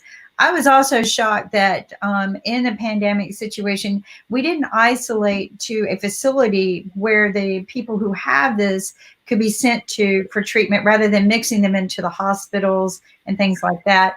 I felt like that, of course, maybe I watched too many movies, but we don't have any use for the hotels anymore. Each of those is an individual room that can keep them preoccupied. Even Kumo said this would have been a great way to do things, but utilize the hotels, pay them to use it, put a pandemic team in there. And then when you see a COVID patient, you just send them there to wait it out 14 days. If they need help, they get help. But we're not utilizing our resources properly. We're not thinking properly. You guys did. I am so proud of you. Going out to the cars and giving up your parking and going out and treating the patients at the cars. I'm thrilled to hear that, but we need to get policies in place now. Washington State did it. Washington State did that thing exactly. They did that too. But yeah. I think we need to put policies in place now to get this under control. And I think, you said that you're sitting on the board and you're talking about that, but we need better data for you. We need to get the data, but we need to report it right. So that takes collaboration. So maybe we can pull some of your people together with NC State University Computer Science Department. There's other science departments that could do this too, but just pull the two together and say, this is what you need, and we'll get it done. That they're there. I think the greatest thing about this is it's forcing us to be way more creative with everything we've got, policy-wise, data-wise, medicine-wise. So creativity is going to be the key. It's not going to be the people who think in the box that are going to fix this problem. Can you hypnotize people to stay home? Yes. If they ask me to. I don't ever do hypnosis where, a person, where I do something to a person that doesn't want it. So if somebody has a hard time where they need to see their boyfriend or this or that, I can hypnotize them to not want to see their boyfriend for a little bit. That's very cool. I Interesting. love that. The less needy approach. I think we need patience. We need to be hypnotized for patience. Can we also hypnotize viewers who are not watching IBM TV right now? Say that again? So can we hypnotize the viewers who are not watching our channel? Of course not. We're not going to do that. But no, but what you're talking about is desynthesizing and mental hypnotizing ourselves by watching less TV and commercials. And as you notice, we don't really have commercials here. We do, I don't really call it product placement, but we talk about our sponsors. Lynn Shepard of the Shepard Family Dollar Store is one of our sponsors. What's great about him is you can do your dollar store shopping online if you're in the US. You can't do this if you're in other countries right now, but he's working on that. But right now you can do your dollar store shopping in the US. If you purchase $25 worth, it's free shipping. They're still shipping where Amazon is having problems. They are still shipping. So, the simple things that you need at the dollar store, your house cleaning products and things like that, don't go out and shop, right? Just do it at home. Mm-hmm. He's got also they've added CBD products. So it's they've got some things like that. I got a question for you though. You mentioned not to take a certain medicine if you think you have COVID. Is it like Advil or something? There have been some studies, there's conflicting reports, but that there might be more adverse outcomes if you start with ibuprofen right off the bat. Like I said, all the studies are terrible. They're retrospective, et cetera, but just with that slight amount of information, there's Tylenol. So why not just use Tylenol? Unless somebody's really having fevers, then I'll go right to the ibuprofen anyhow. Have you heard about the reports about people having strokes from the COVID? Have you heard anything about that? I've heard as far as the age ranges of 36 to 56, I believe was the last study I read, where people are having strokes. Sometimes that's the only symptom they have, that they had coronavirus. Really? Yeah. Why do you think a stroke with coronavirus? I'd have to look more at the data and who exactly had the strokes, if they were obese, if they had the comorbid conditions. But with the cytokine release, I'm sure there's some inflammation that might be involved. Yeah, that's true. If you look at the data or the postmortem studies on patients that died of SARS-CoV-2, SARS-CoV in back about 15 years ago. There's a couple of Chinese papers. They're very interesting. They show why you could have a stroke or a heart attack if you have that infection. And I think they're starting to use D-dimer levels at some places to look at whether a person has coronavirus. So there is some hypercoagulability that can occur as well. Interesting. I also heard that a CT scan is a good way to also identify that you have coronavirus. Is that true? That looks true, but here's the policy issue. Are you willing to shut down a CT scanner for 2 hours to disinfect it every time? Wow. Right. Wow. Yeah, I didn't think about that. You're absolutely right. I'm trying to think of ways that we could do things faster, but you're right. I didn't even think about that. That's huge. Because you're right. So, they're just, this is good information. This is good feedback because, these are questions that people are asking on a continuous basis. And I would like to answer that. Have you heard about any disinfection going around? In some parts of different countries in the world, because we have seen news that something happening in different countries. People are starting disinfecting after being cured by COVID-19. It depends on what you mean by the word disinfecting. So they got reinfected with COVID. Oh, reinfected. Yeah. Well, that's the thing. Are they really? Based on the data that I'm reading, I'm not sure if they're reinfected or if they just haven't gotten rid of the virus yet. That's not a reinfection. That's still the same infection. It just might be the virus is still loading in their body. We know through hepatitis C that people can have viruses in their body for years. We just don't know yet. I can't answer that question with the data current. Well, the answer to that is it's like varicella zoster. We've all had chicken pox, most of us smallpox, and you develop a natural immunity, right? Problem is the varicella zoster virus never leaves your body. It's in your dorsal root ganglion and in your spinal nerve. And when your immune system is taxed, it breaks out and it travels along your peripheral nerves, and you get blisters, inflammation. And then, when the inflammation goes down and your immune system kicks in, the virus retreats. So we don't know if this COVID virus is still in the endothelial lining of your blood vessels. There's a lot of ACE2 receptors, not only in the lungs, in your intestines, blood vessels. Who knows? Maybe it's living in your nerves like a lot of viruses do.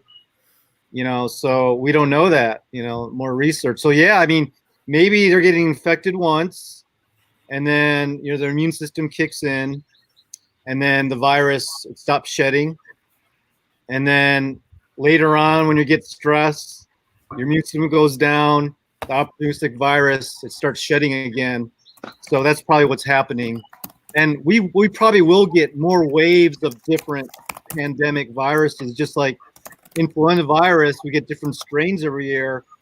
I think COVID will probably be every winter we'll have a new strain. So that's why the vaccine agenda is totally wrong, because even if they develop it, 18 months later, the virus already mutated. So there are already 30 strains now, 30. Then the count has gone up. So you're going to inject everybody with the same vaccine in the whole world, mandate it. You're gonna put thimerosal, formaldehyde, it's a known neurotoxin. You're gonna put aluminum, mercury. It's like the second most toxic substance in the world. Not to mention aborted fetus parts, xenogenic, embryonic tissue. And, I don't think it should be mandated on people. It should be a choice to vaccinate your children or yourself.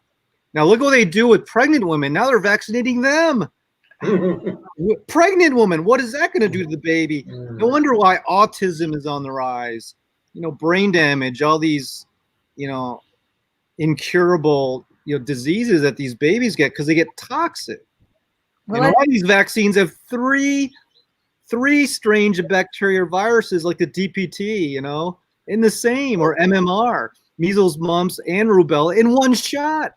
You never get two diseases at the same time, yet they're giving you three diseases at the same time. It's crazy. Yeah. And I also look at over the years, out the farm country, one of the most dangerous things we did was, spread the insecticides over the fields, thinking we were doing a good thing, saving money, and we were killing ourselves, not just by breathing it in, but also by it being on the food that we were delivering to people. I think Lynn needs to leave in a. So Lynn, what do you have? So Lynn, thank you again. Okay. And welcome. What do you think of our conversation today, Lynn? I wish I could stay. I mean, it's fascinating. Doctor, and I can't pronounce his last name, but anyway, was talking about people being, being hungry not hungry after Thanksgiving dinner. I remember I had a business partner, and he used to say the only 15 minutes of his life that he was never hungry was right after Thanksgiving. I'm fascinated. I love coming on, just listening to what's going on. Not that I don't want to talk about the dollar store, because I do want to talk about the dollar store. And I wish I could stay here to hear Alexandra, but unfortunately I can't. I'm actually supposed to be on 2 Zooms right now. Okay. Well, let's talk a little bit about the Family Dollar store, because we don't want people to go out shopping. And what's great about this is they could just go just as easy, go online, look for some things that they need. If you need soap, if you need, help me out here. There's, various different things. We have tons of stuff. Just go on the website. There's been nothing new that's come on in the last week or so, but you can go on. Well, the one thing that did come on is CBD patches to be put on places where you have pain. I'm not a user of the patches ever for anything. I may try them, although my wife calls me a pain in the neck sometimes. So I probably have to use it on my neck. But in any event, no, we have lots of great products. We do have some disinfectants. Unfortunately, we've sold out of dust masks. Although you can use kid masks. I actually was in a store the other day where I saw somebody with a pig face, and they were walking around with a pig face mask on, which is great, except that it has generally holes where the nose is so that you can breathe, and that's not such a great thing. But it was fun watching. In fact, I heard Dr. Yu talking about a week ago about everybody having Darth Vader masks or some of the other masks, the Transformer masks, I guess, whatever. But we have some great products. You just have to go through the website and you have to look for them and have them delivered at home. What people don't realize is if you sign up to become a customer, we have a program where you can get $5 off on your very first purchase. Delivery is free for $25 or less, but every purchase we have a rewards program. So when somebody buys $10 for every $10 of purchases, you're going to get $1 off whenever you want to apply it. So if you buy $50, you're going to get another $5 that you can use to reduce what you pay on your next purchase. But for things that are as cheap, and Kimberly, you've been talking about this. You've talked about the masks that you love to buy, and they cost what, $20 or more in some of the stores, and yet here you can buy them for $2. Really, there are some absolutely great buys. So I think that's the one thing that, because I look at some of the things that I would generally go out and buy. And so that's what I look for here. And I go, wow, I didn't even know you sell these because they cost $15 to $20 at my makeup counter. Right. And you got them for $2. I'm like, oh my gosh, I'm not going to say thank you, COVID, but I would not have, that's a huge savings. That's what I do with Nick is we talk about, how you can save money, but also how you can just do better with your money. And one of the things is how you spend it, right? But yeah, no, and then folks, your kids are getting bored. Give them a little reward. Let them go out and buy some. The toys are very inexpensive. They got some really cool. I mean, there's just so much here. Office supplies, school supplies, party supplies. They got Minion napkins. I keep bringing that up. I just think that's so cool. But I mean, look at health and beauty. I know I got to get off of the Minion things, but no, that's okay. My son loves Minions, and so why not? Yeah, why not? But look, there's toothpaste. We talk about mouthwashes, how you should, right now during COVID, there's Listerine, folks. I think Listerine can kill anything, any germ in the world. But I do, like Dr. Yu had explained to me, I mix it with a little bit of peroxide. I got lucky and found a big bottle of peroxide upstairs in the bathroom upstairs. I didn't know we had any. So I've been mixing a little solution and rinsing them and gargling. But look, they got teeth whiteners. Anything you need is right here at the dollar store. I mean, and why not do a little bit of health and beauty practices? Why not do the beauty mask? And why go out when it can be delivered to your door, which is what we do. So unless you're one of the people who happens to live in a community that doesn't deliver mail, mine does not, but there are very few in the United States that don't deliver. Why not have it delivered right to your door? And that's what we do, right through the U.S. Postal Service. Everything gets delivered to your door. You don't have to pay for shipping if you. I'm looking at the soaps. I'm told, and maybe Dr. Yu knows the answer to this, but I'm told that Dove soap and also Dove soap very specifically, it suds up better than any other soap, and so you should be using it to wash your hands, because apparently the sudsing tends to break the whatever surrounds the virus, the bubble that surrounds the virus, and it can help kill the virus. So I don't know whether Dr. Yu, I'm correct on that or not, but look, guys, shavers, shaving cream, shaving gel. Look, I mean, it's just, so the thing is you don't have to go out shopping. You can get most of this stuff here. I have a feeling their snack food goes really fast. But toothbrushes, toothpaste, it just don't go out shopping. You can go to ibm.tv. It's a big green button. Make your life easy. Just hit that big green button. It actually will take you to the Minion napkins. And if you don't want to buy them for yourself, you can buy them for me and ship them to me. But just kidding. But seriously, I mean, when I saw the face masks, and now I can't find them, I didn't bookmark them. But when I found the face mask, Dove soap is good. It doesn't have triclosan, which is very toxic to your body and causes cancer. I mean, a lot of detergents and soaps actually have triclosan, and that toxifies your body. Dove does not.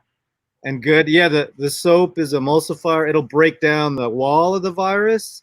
The virus is very weak until it gets in your body.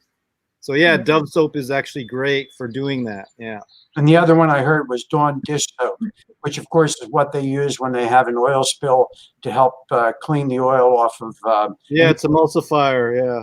Mm-hmm. So I am going to run, but thank you for joining us and your donations to and sponsoring us. We greatly appreciate it, and we'll see you soon.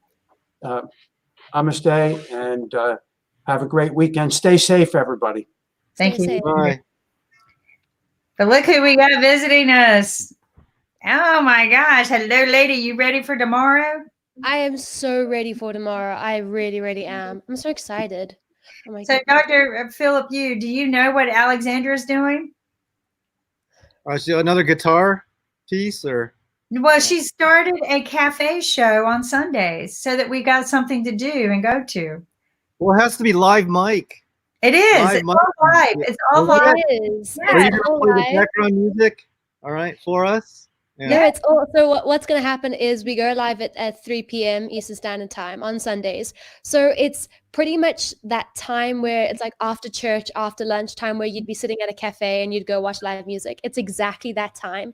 And for me in South Africa, it's 9 p.m., which is like after church, after dinner, where you just be chilling. So perfect. I'm going to have some guests on, some friends who are musos, some business people. All depends on what topics we're going to be talking about. There's going to be live music. As musos, we're going to be chatting about how we wrote the song, and we'll be chatting about normal life stuff, but it's going to be just as if you're sitting at a cafe. I love it. Bring your tea and your coffee, and a piece of cake is always welcome. She likes cupcakes. It's terrible. Because we were talking about, how people, when you build your immunity. Yeah, he has his bulletproof coffee. He has the milk tea, right? Yes, the milk tea. Yeah, bulletproof milk tea. So, but the thing is we were talking about how music can be healing, but just something happiness. But we felt like we're missing that socializing, going to the coffee shop, going and sitting around and just, I thought, what a great way, a musical cafe, right? He inspired me to pick up my guitar again. I haven't played in decades, and now I have more time at home. My fingers are going to hurt, but I'm going to start. Yeah. We should actually one week have you on as a guest with other musos, because we're going to have other musos on playing live and whatever. And I think we should have you on, and you should play us a song. I think it should be well, what I'll do is I'll need you guys to do the guitar because I'm really rusty. I'll just sing and it'll be great. All right. Cool. We'll figure it out. We'll figure it out. but you can also just be there as the way cool doctor from LA. Oh no, I'll sing. I when I was a missionary in Central America, there was this bar that had a karaoke contest like every Saturday, and I won, in Spanish. I was beating the locals, so I was kind of. They call me Dr. Felipe. I was famous in my little town there. Dr. Felipe. I love that. That is so cool. I was in Cancun on spring break, and on the catamaran sailboat, they had karaoke contests. I beat all of the Spanish speakers. I sang La Bamba. You know, and I beat him. So yeah. I So, Dr. love Philip, that. can you sing one more time at IBM TV? Maybe not now. Let me. How about a request? What do you want to hear? And I'll try. Yeah. Whatever you want to share with the viewers. Oh, please stay with me, Diana. All right. I love it. I love it. We Okay, can we're Oh, still like having 1960s. you audition. That was your audition. You are coming onto the show. That's just it. All right. Full stop. Great Yeah, audition. folks. And if I was Simon Cowell, I would let you on. So, golden ticket or whatever. I'll do. Remember William Hung? He did the Mhm. Ricky Martin. She bangs, she bangs, she moves. Remember that? Yeah. No, I don't remember that one. Yeah.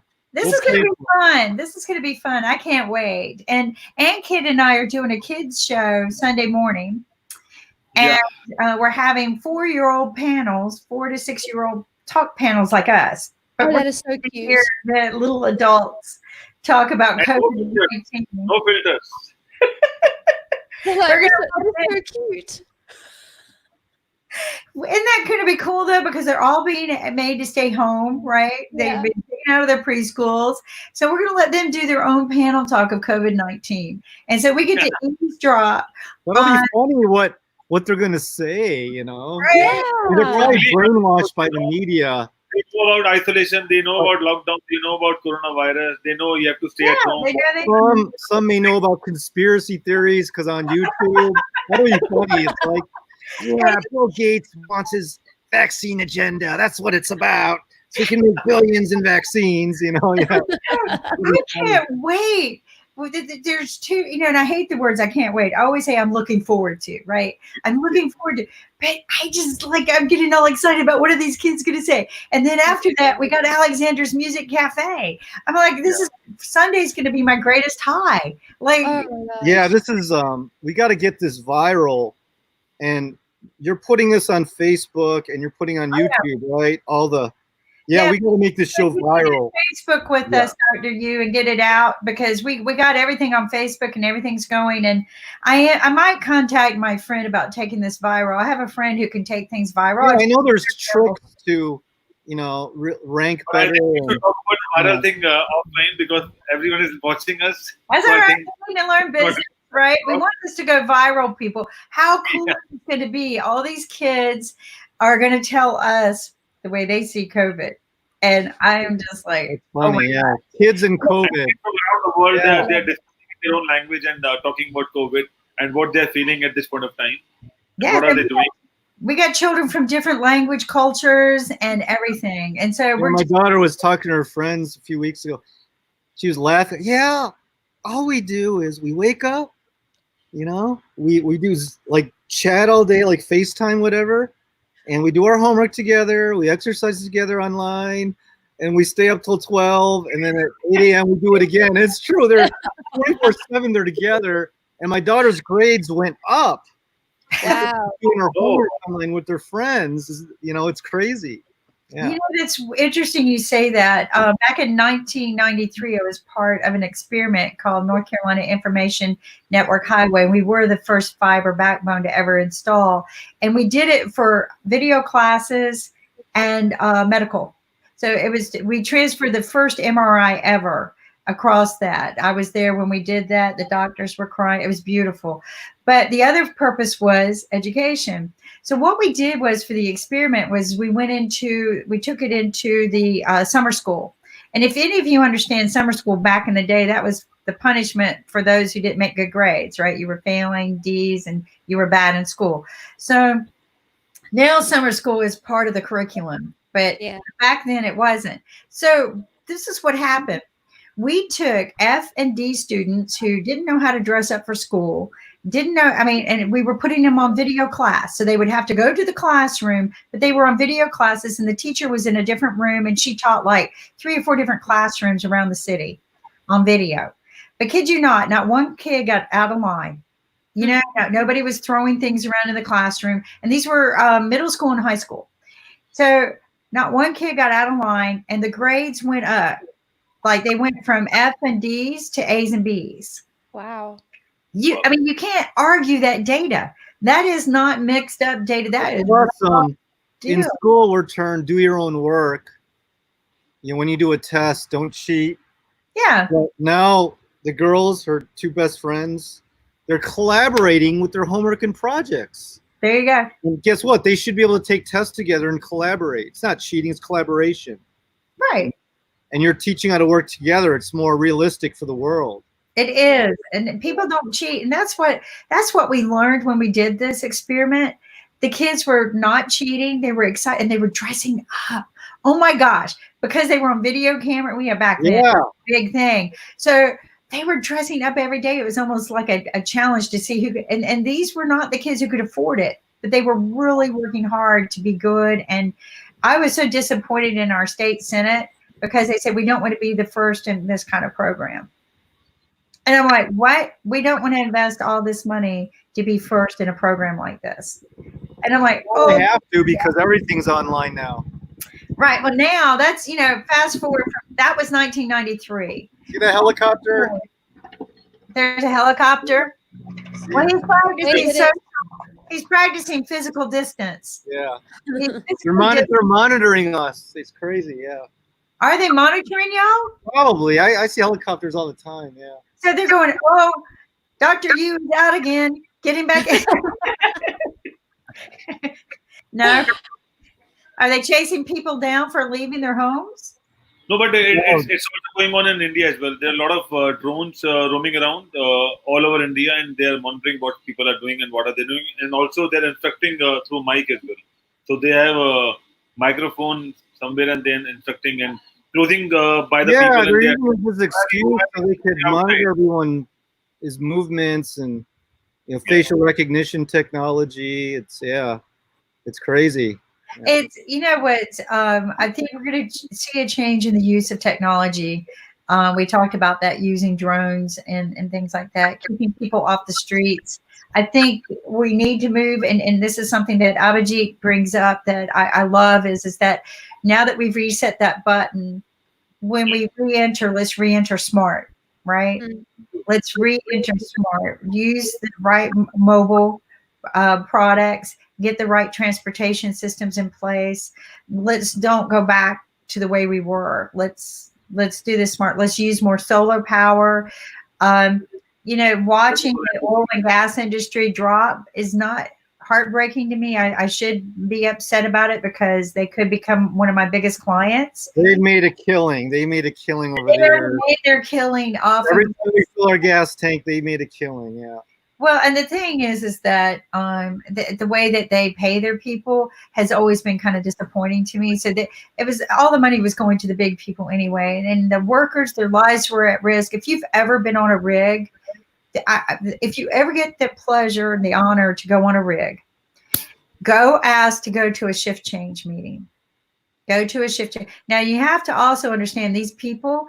Their shifts are 2 weeks on, 2 weeks off. Okay, so they move from their homes and they go 2 weeks on. And the reason why these jobs occur is because it's a good way, if you're not highly educated, to get paid extremely well. But your life's at risk. Your life is just like the fishing boats, right? You're gone for a couple weeks to Alaska. A lot of people die, but they make a lot.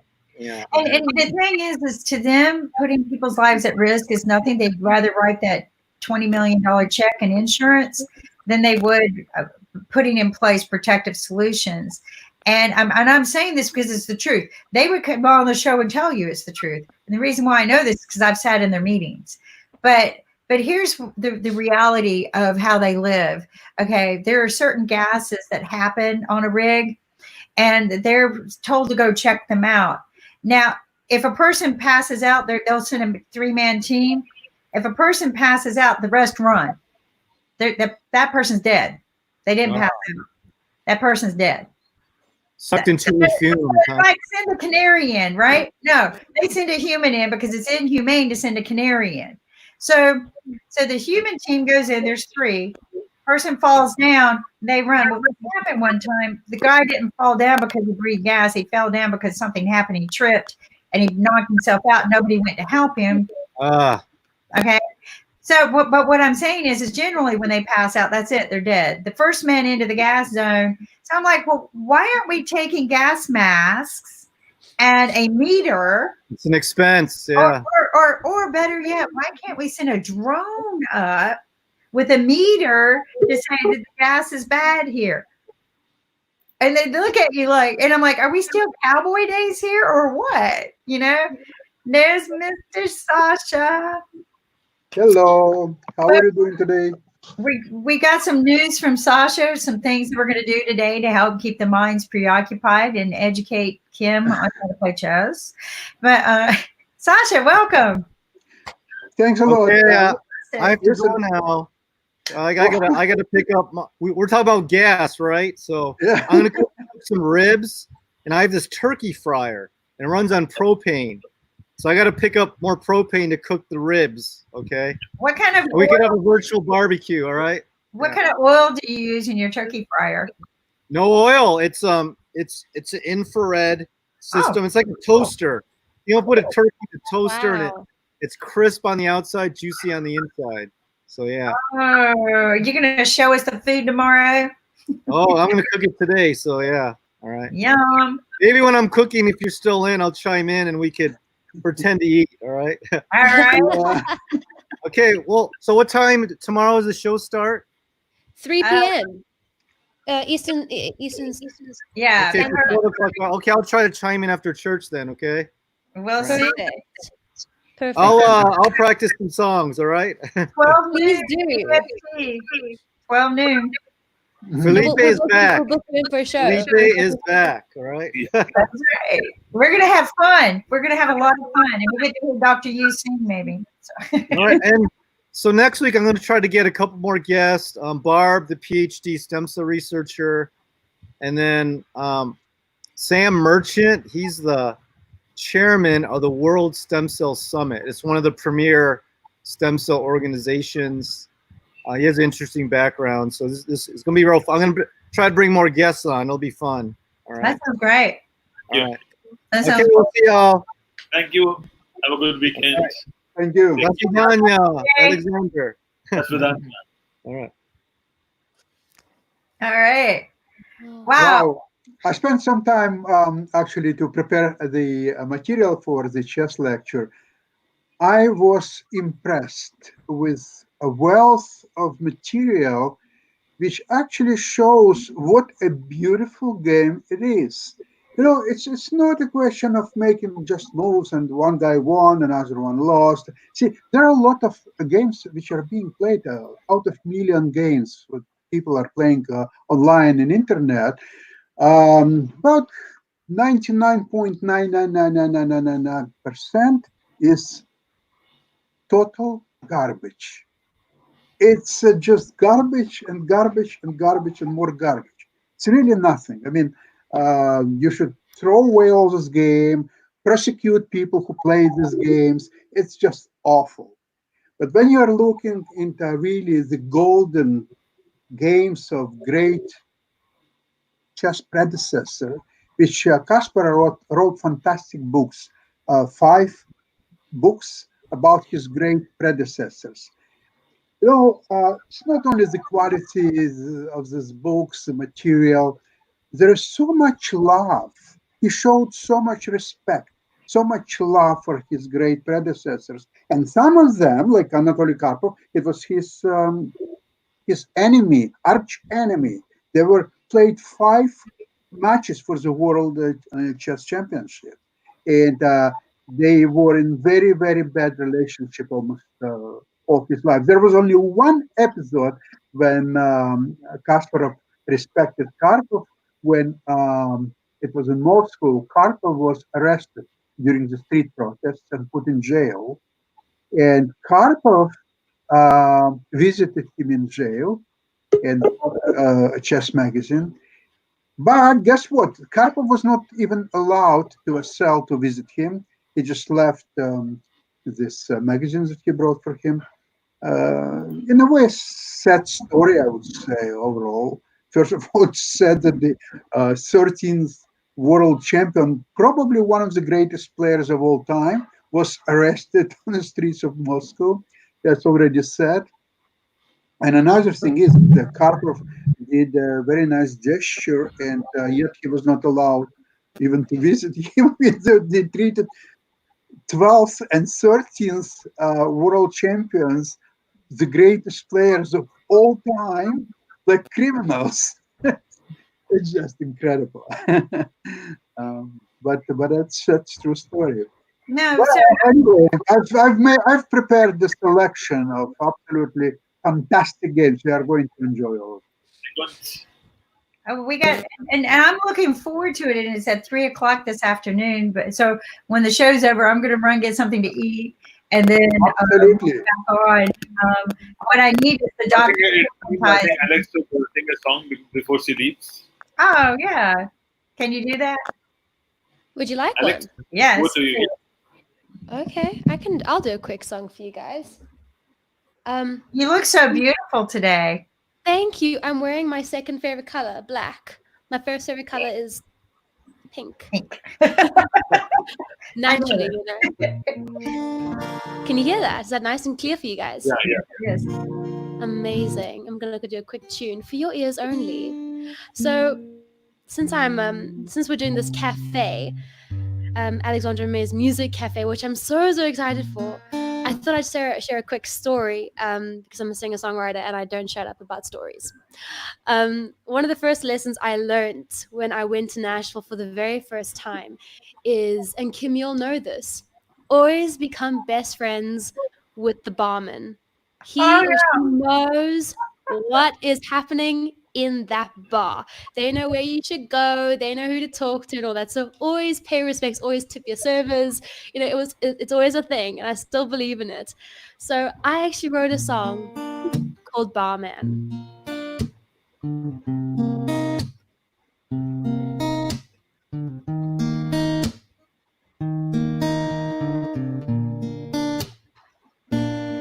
I can see you over there sitting by yourself in that same old bar stool. Got a cold one in your hand, a slim chance you'll be making it home soon. And there's something in your eye, maybe it's a tear, but you'll never let on, no. Just keep your eyes on that coaster, don't let them know. Barman, dim those lights and make it feel cozy, make it feel homely, 'cause we're here for the night.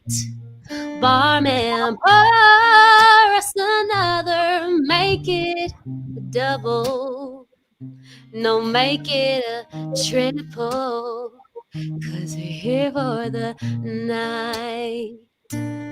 I can feel it in the air, maybe it's smoke, but it's all kind of cloudy, all kind of lonely, with a glass for a friend.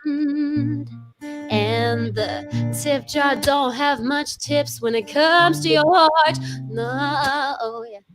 Just don't ever let go of that perfect round glass.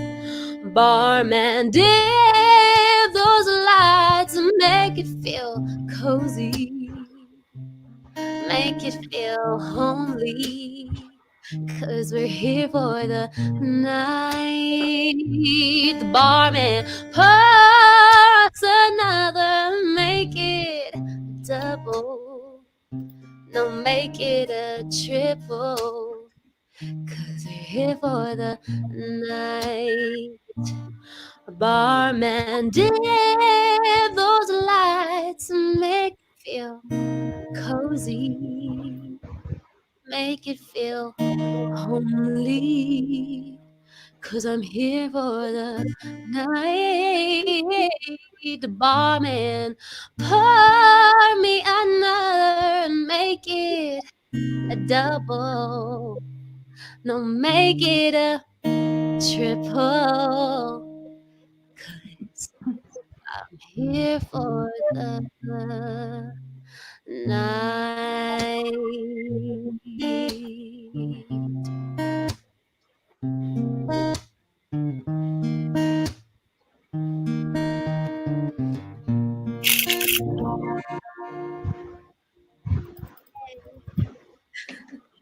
That song's called Barman.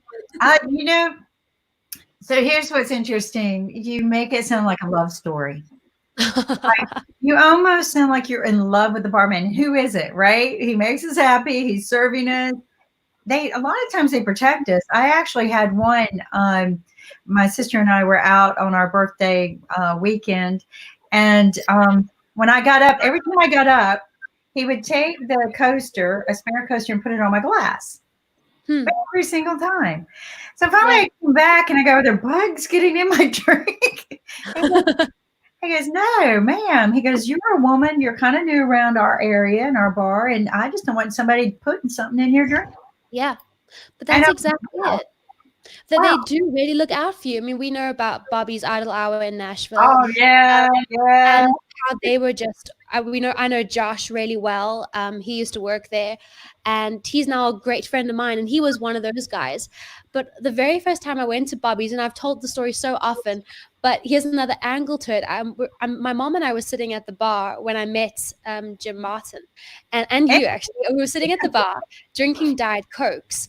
And there was a gentleman in the corner who had sort of been sitting, I think he was near you or in the back against the window. He was just there. I remember him being there. And I remember playing and singing and singing to him as well, part of the audience. And once I had gotten off stage back with my mom drinking the Coke, he had then left. And within 10 minutes, there was a phone call at the bar, like they called the bar. And the bar lady answered it. And she said, hi, in her Nashville accent. Hi, this is Bobby. And this guy was talking to her, and she sort of looked at me, and she went, no, she's not here. No, she's not here. Sorry. And then she put the phone down. And she said, listen, be careful. There are guys like this around who will take advantage of young ladies. He was pretending to be some sort of producer. She says she knows him. He's a local. She knows that he's not what he was saying he is. So just beware. And she was the one that was looking out for me.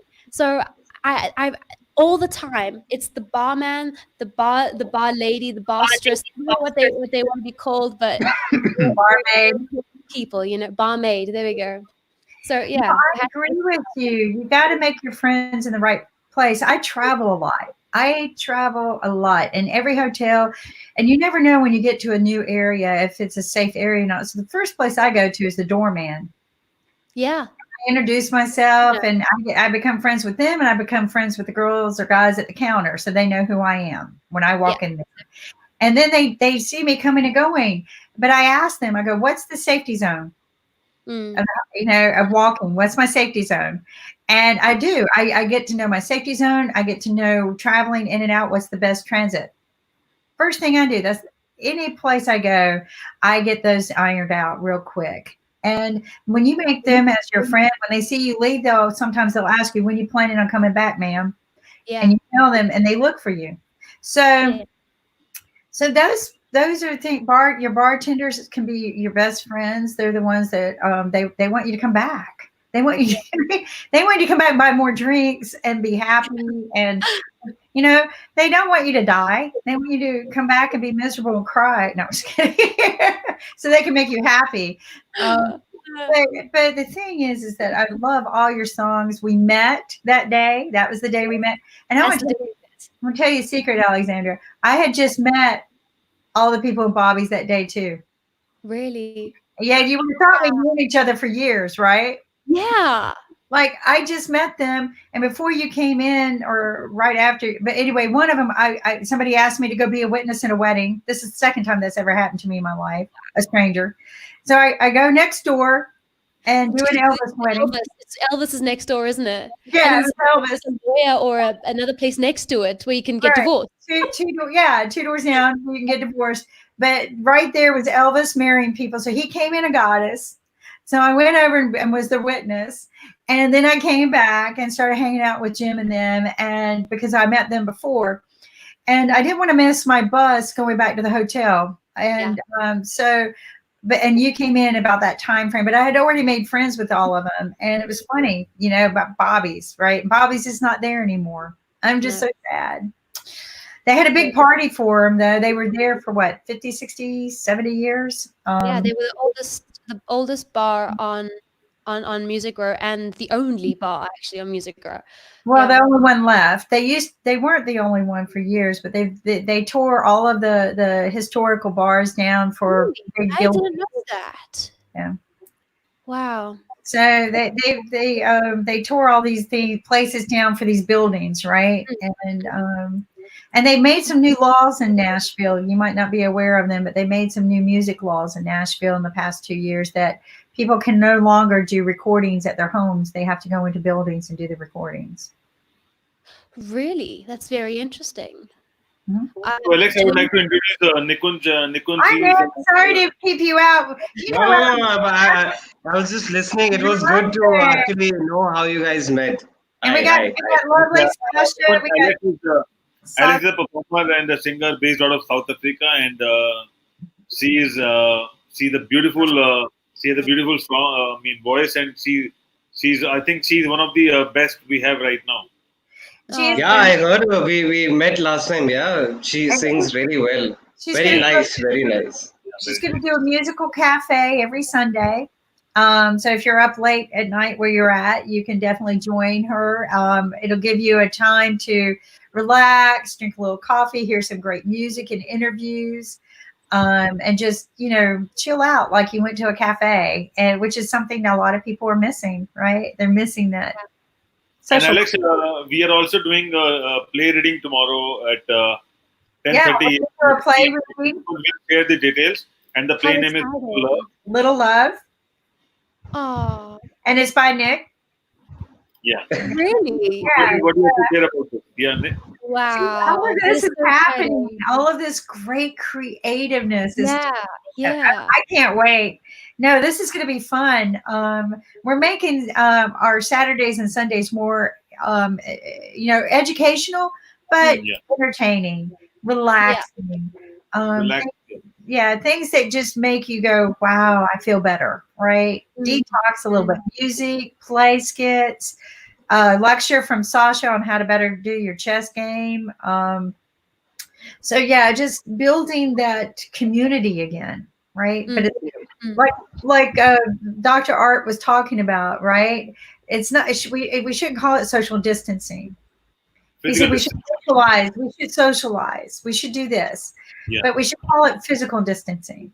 But we should continue socializing. And he hit the nail on the head that we put way too much stress on our minds and hearts when we did that. Wow, we had a great day today. So Nick, tell us a little bit about the love story. Oh, I'm gonna head out. We'll see you tomorrow. Thank you. See you tomorrow. Bye, everybody. Bye. Bye. Yeah, so it's nothing like the commercial that you shared with me. It's more about a teenage love and a mischievous guy falling in love for the first time. So yeah, they're actually and they're going towards their high school, and they meet, and how they actually find that one kiss, the moment to kiss, and how it gets spoiled. So it's on that. So there's going to be some drama and intensity, and that I can't wait. So I'm not going to say I can't wait. I'm looking forward to it. I am so looking forward to this, and thank you so much for doing this for us. Because we talked about it, and you did it fast. I mean, oh my gosh, was this in your heart already? Was this in your mind? I had the script, and there have been people who have been doing the Zoom readings these days. But through you, we were planning that we can entertain more and more of the people who are actually they're globally sitting at home, and they would need some kind of entertainment. So why not a 15-minute fun comedy, a teenage love story? And it'll be fun. We'll have 4 of our people. I'll be playing one character as well, and yeah, it's going to be great fun. Okay, no, I'm excited about it. I think this is going to be so much fun. to sit there and just watch a drama take place. And then, what's going to be cool is the people can kind of interact too, right? But I think people, they just get so spellbound while they're watching us. They forget to ask us questions. Or like Ankit and I, we get the same thing. They text us if they know us. They text us and I'm like, can you? And no, you ask it, Kim. And but this is going to be fun to see a live play. I can't wait to. I think I forgot to tell Nick about this, and because Nick loves theater, and so this is going to be a fun surprise for Nick. Sasha, you love theater. Yep. Yeah, you'll have to join us tomorrow. Oh, okay. I'll try definitely. I'm so preoccupied with today's lecture. I have one technical question that I haven't resolved in my head. So I'll be on the site on the Chess Stars, and I will be also on StreamYard, right? Yes. Now, you or Ankit, are you going to also be on a Chess Stars and capture that on one of the windows of? I will do that for you. Yes. Excellent. Yeah. So then, because I have fantastic option on the chess site.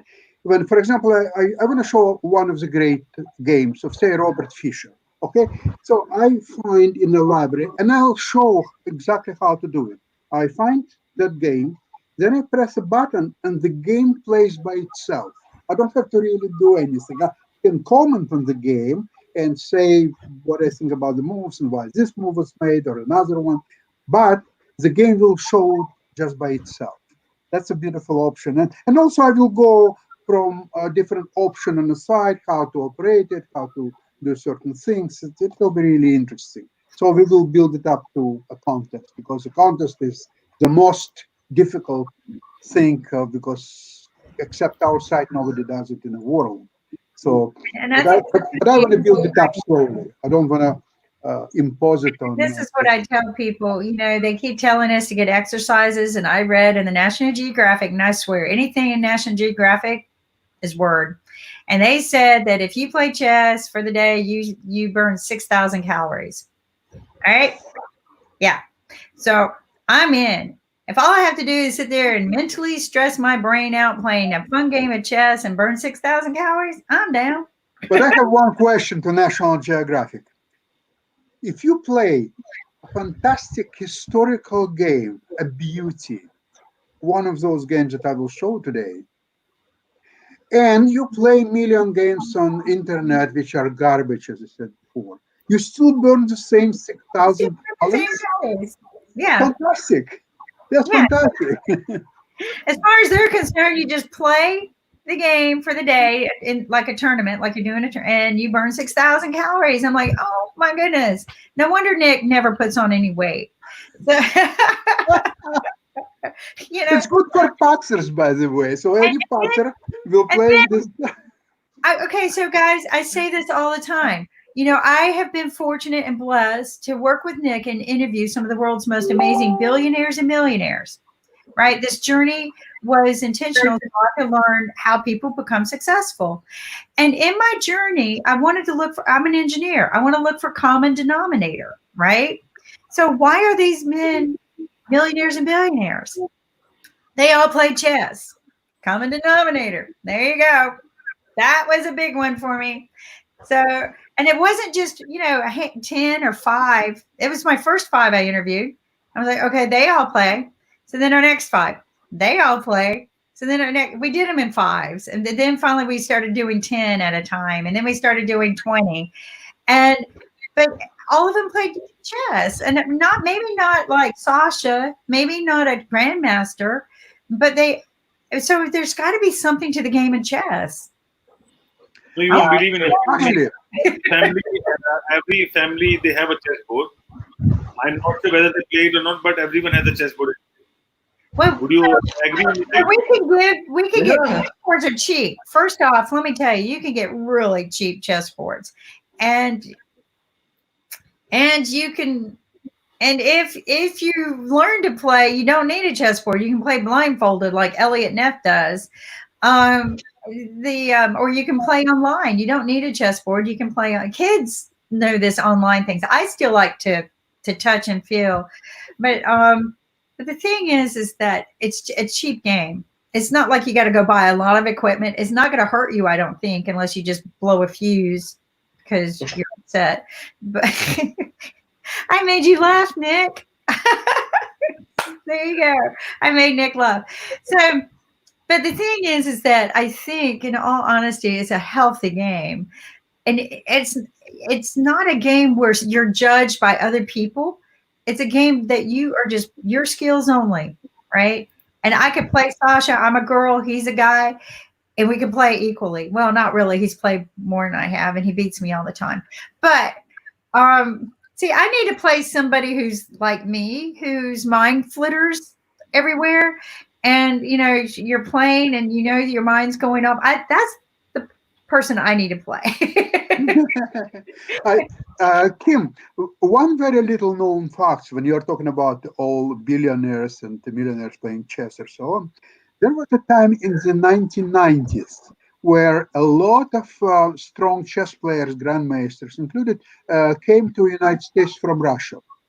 And one company, Bankers Trust, if you remember, yep. In the 90s, Bankers Trust hired tens of the grandmasters to do trading and to do all this bond trading and stock trading in their derivative department. And they all did very well, by the way. Well, if you think about trading and bond trading, it's a very similar strategies, right? You got to a lot of similarity, yes. You got to look at the board, and you got to think 3 steps ahead to beat somebody. So you got to be able to read all of that information. And when I watch Nick can do that. Like, he looks at 3 different things at one time. He might be speed reading over here, and he collects all this data, and he's 3 steps ahead. So chess teaches you this. I don't have the patience for it, but I do enjoy playing Sasha.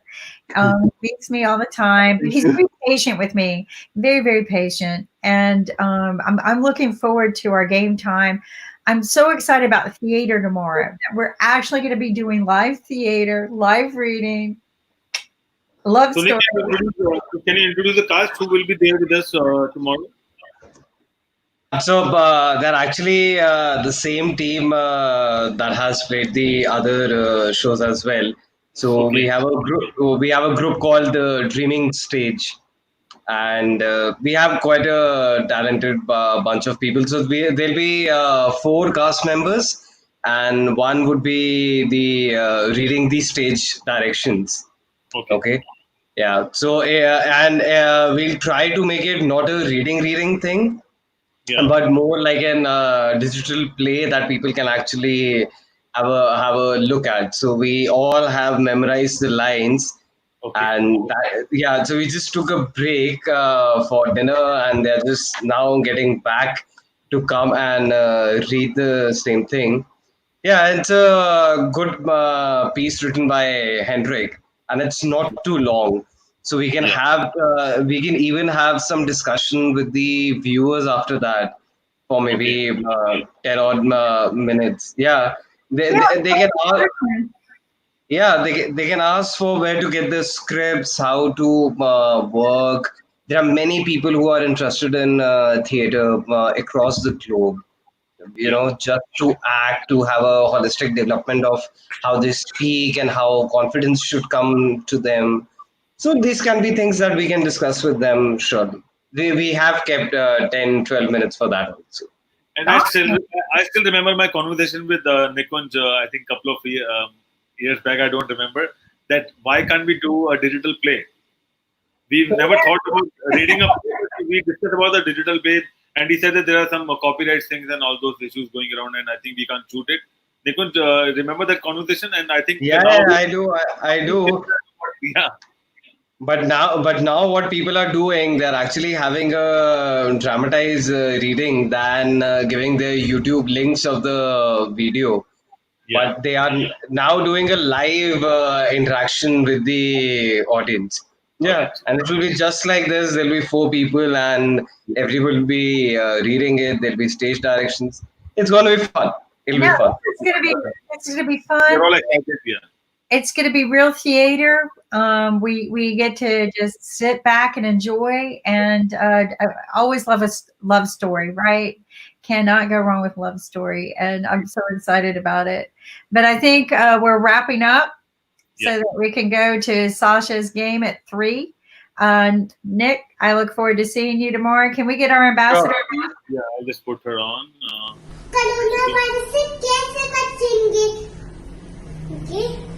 Hand होकर और ऐसे अपने खांसी जब आएगी तो ऐसे करेंगे अथू अथू और कोरोना वायरस को धन्यवाद हमारा म्यूजिक सुनने का. So that was a social message by a social ambassador from India, and that's a wrap. And it was a good show, and we are looking forward to have Nikunj doing the digital play for us on IBM TV, exclusively on IBM TV, and Sure. followed by a kids show where kids are having a great discussion around the world, what's happening around in COVID, and how are they coping up at home, doing all those homeworks, and I mean helping their parents staying at home. So it was a good show, and thank you for joining us. And we're looking forward to join you tomorrow. And thank you very much. Take care, stay blessed, stay connected. Thank you.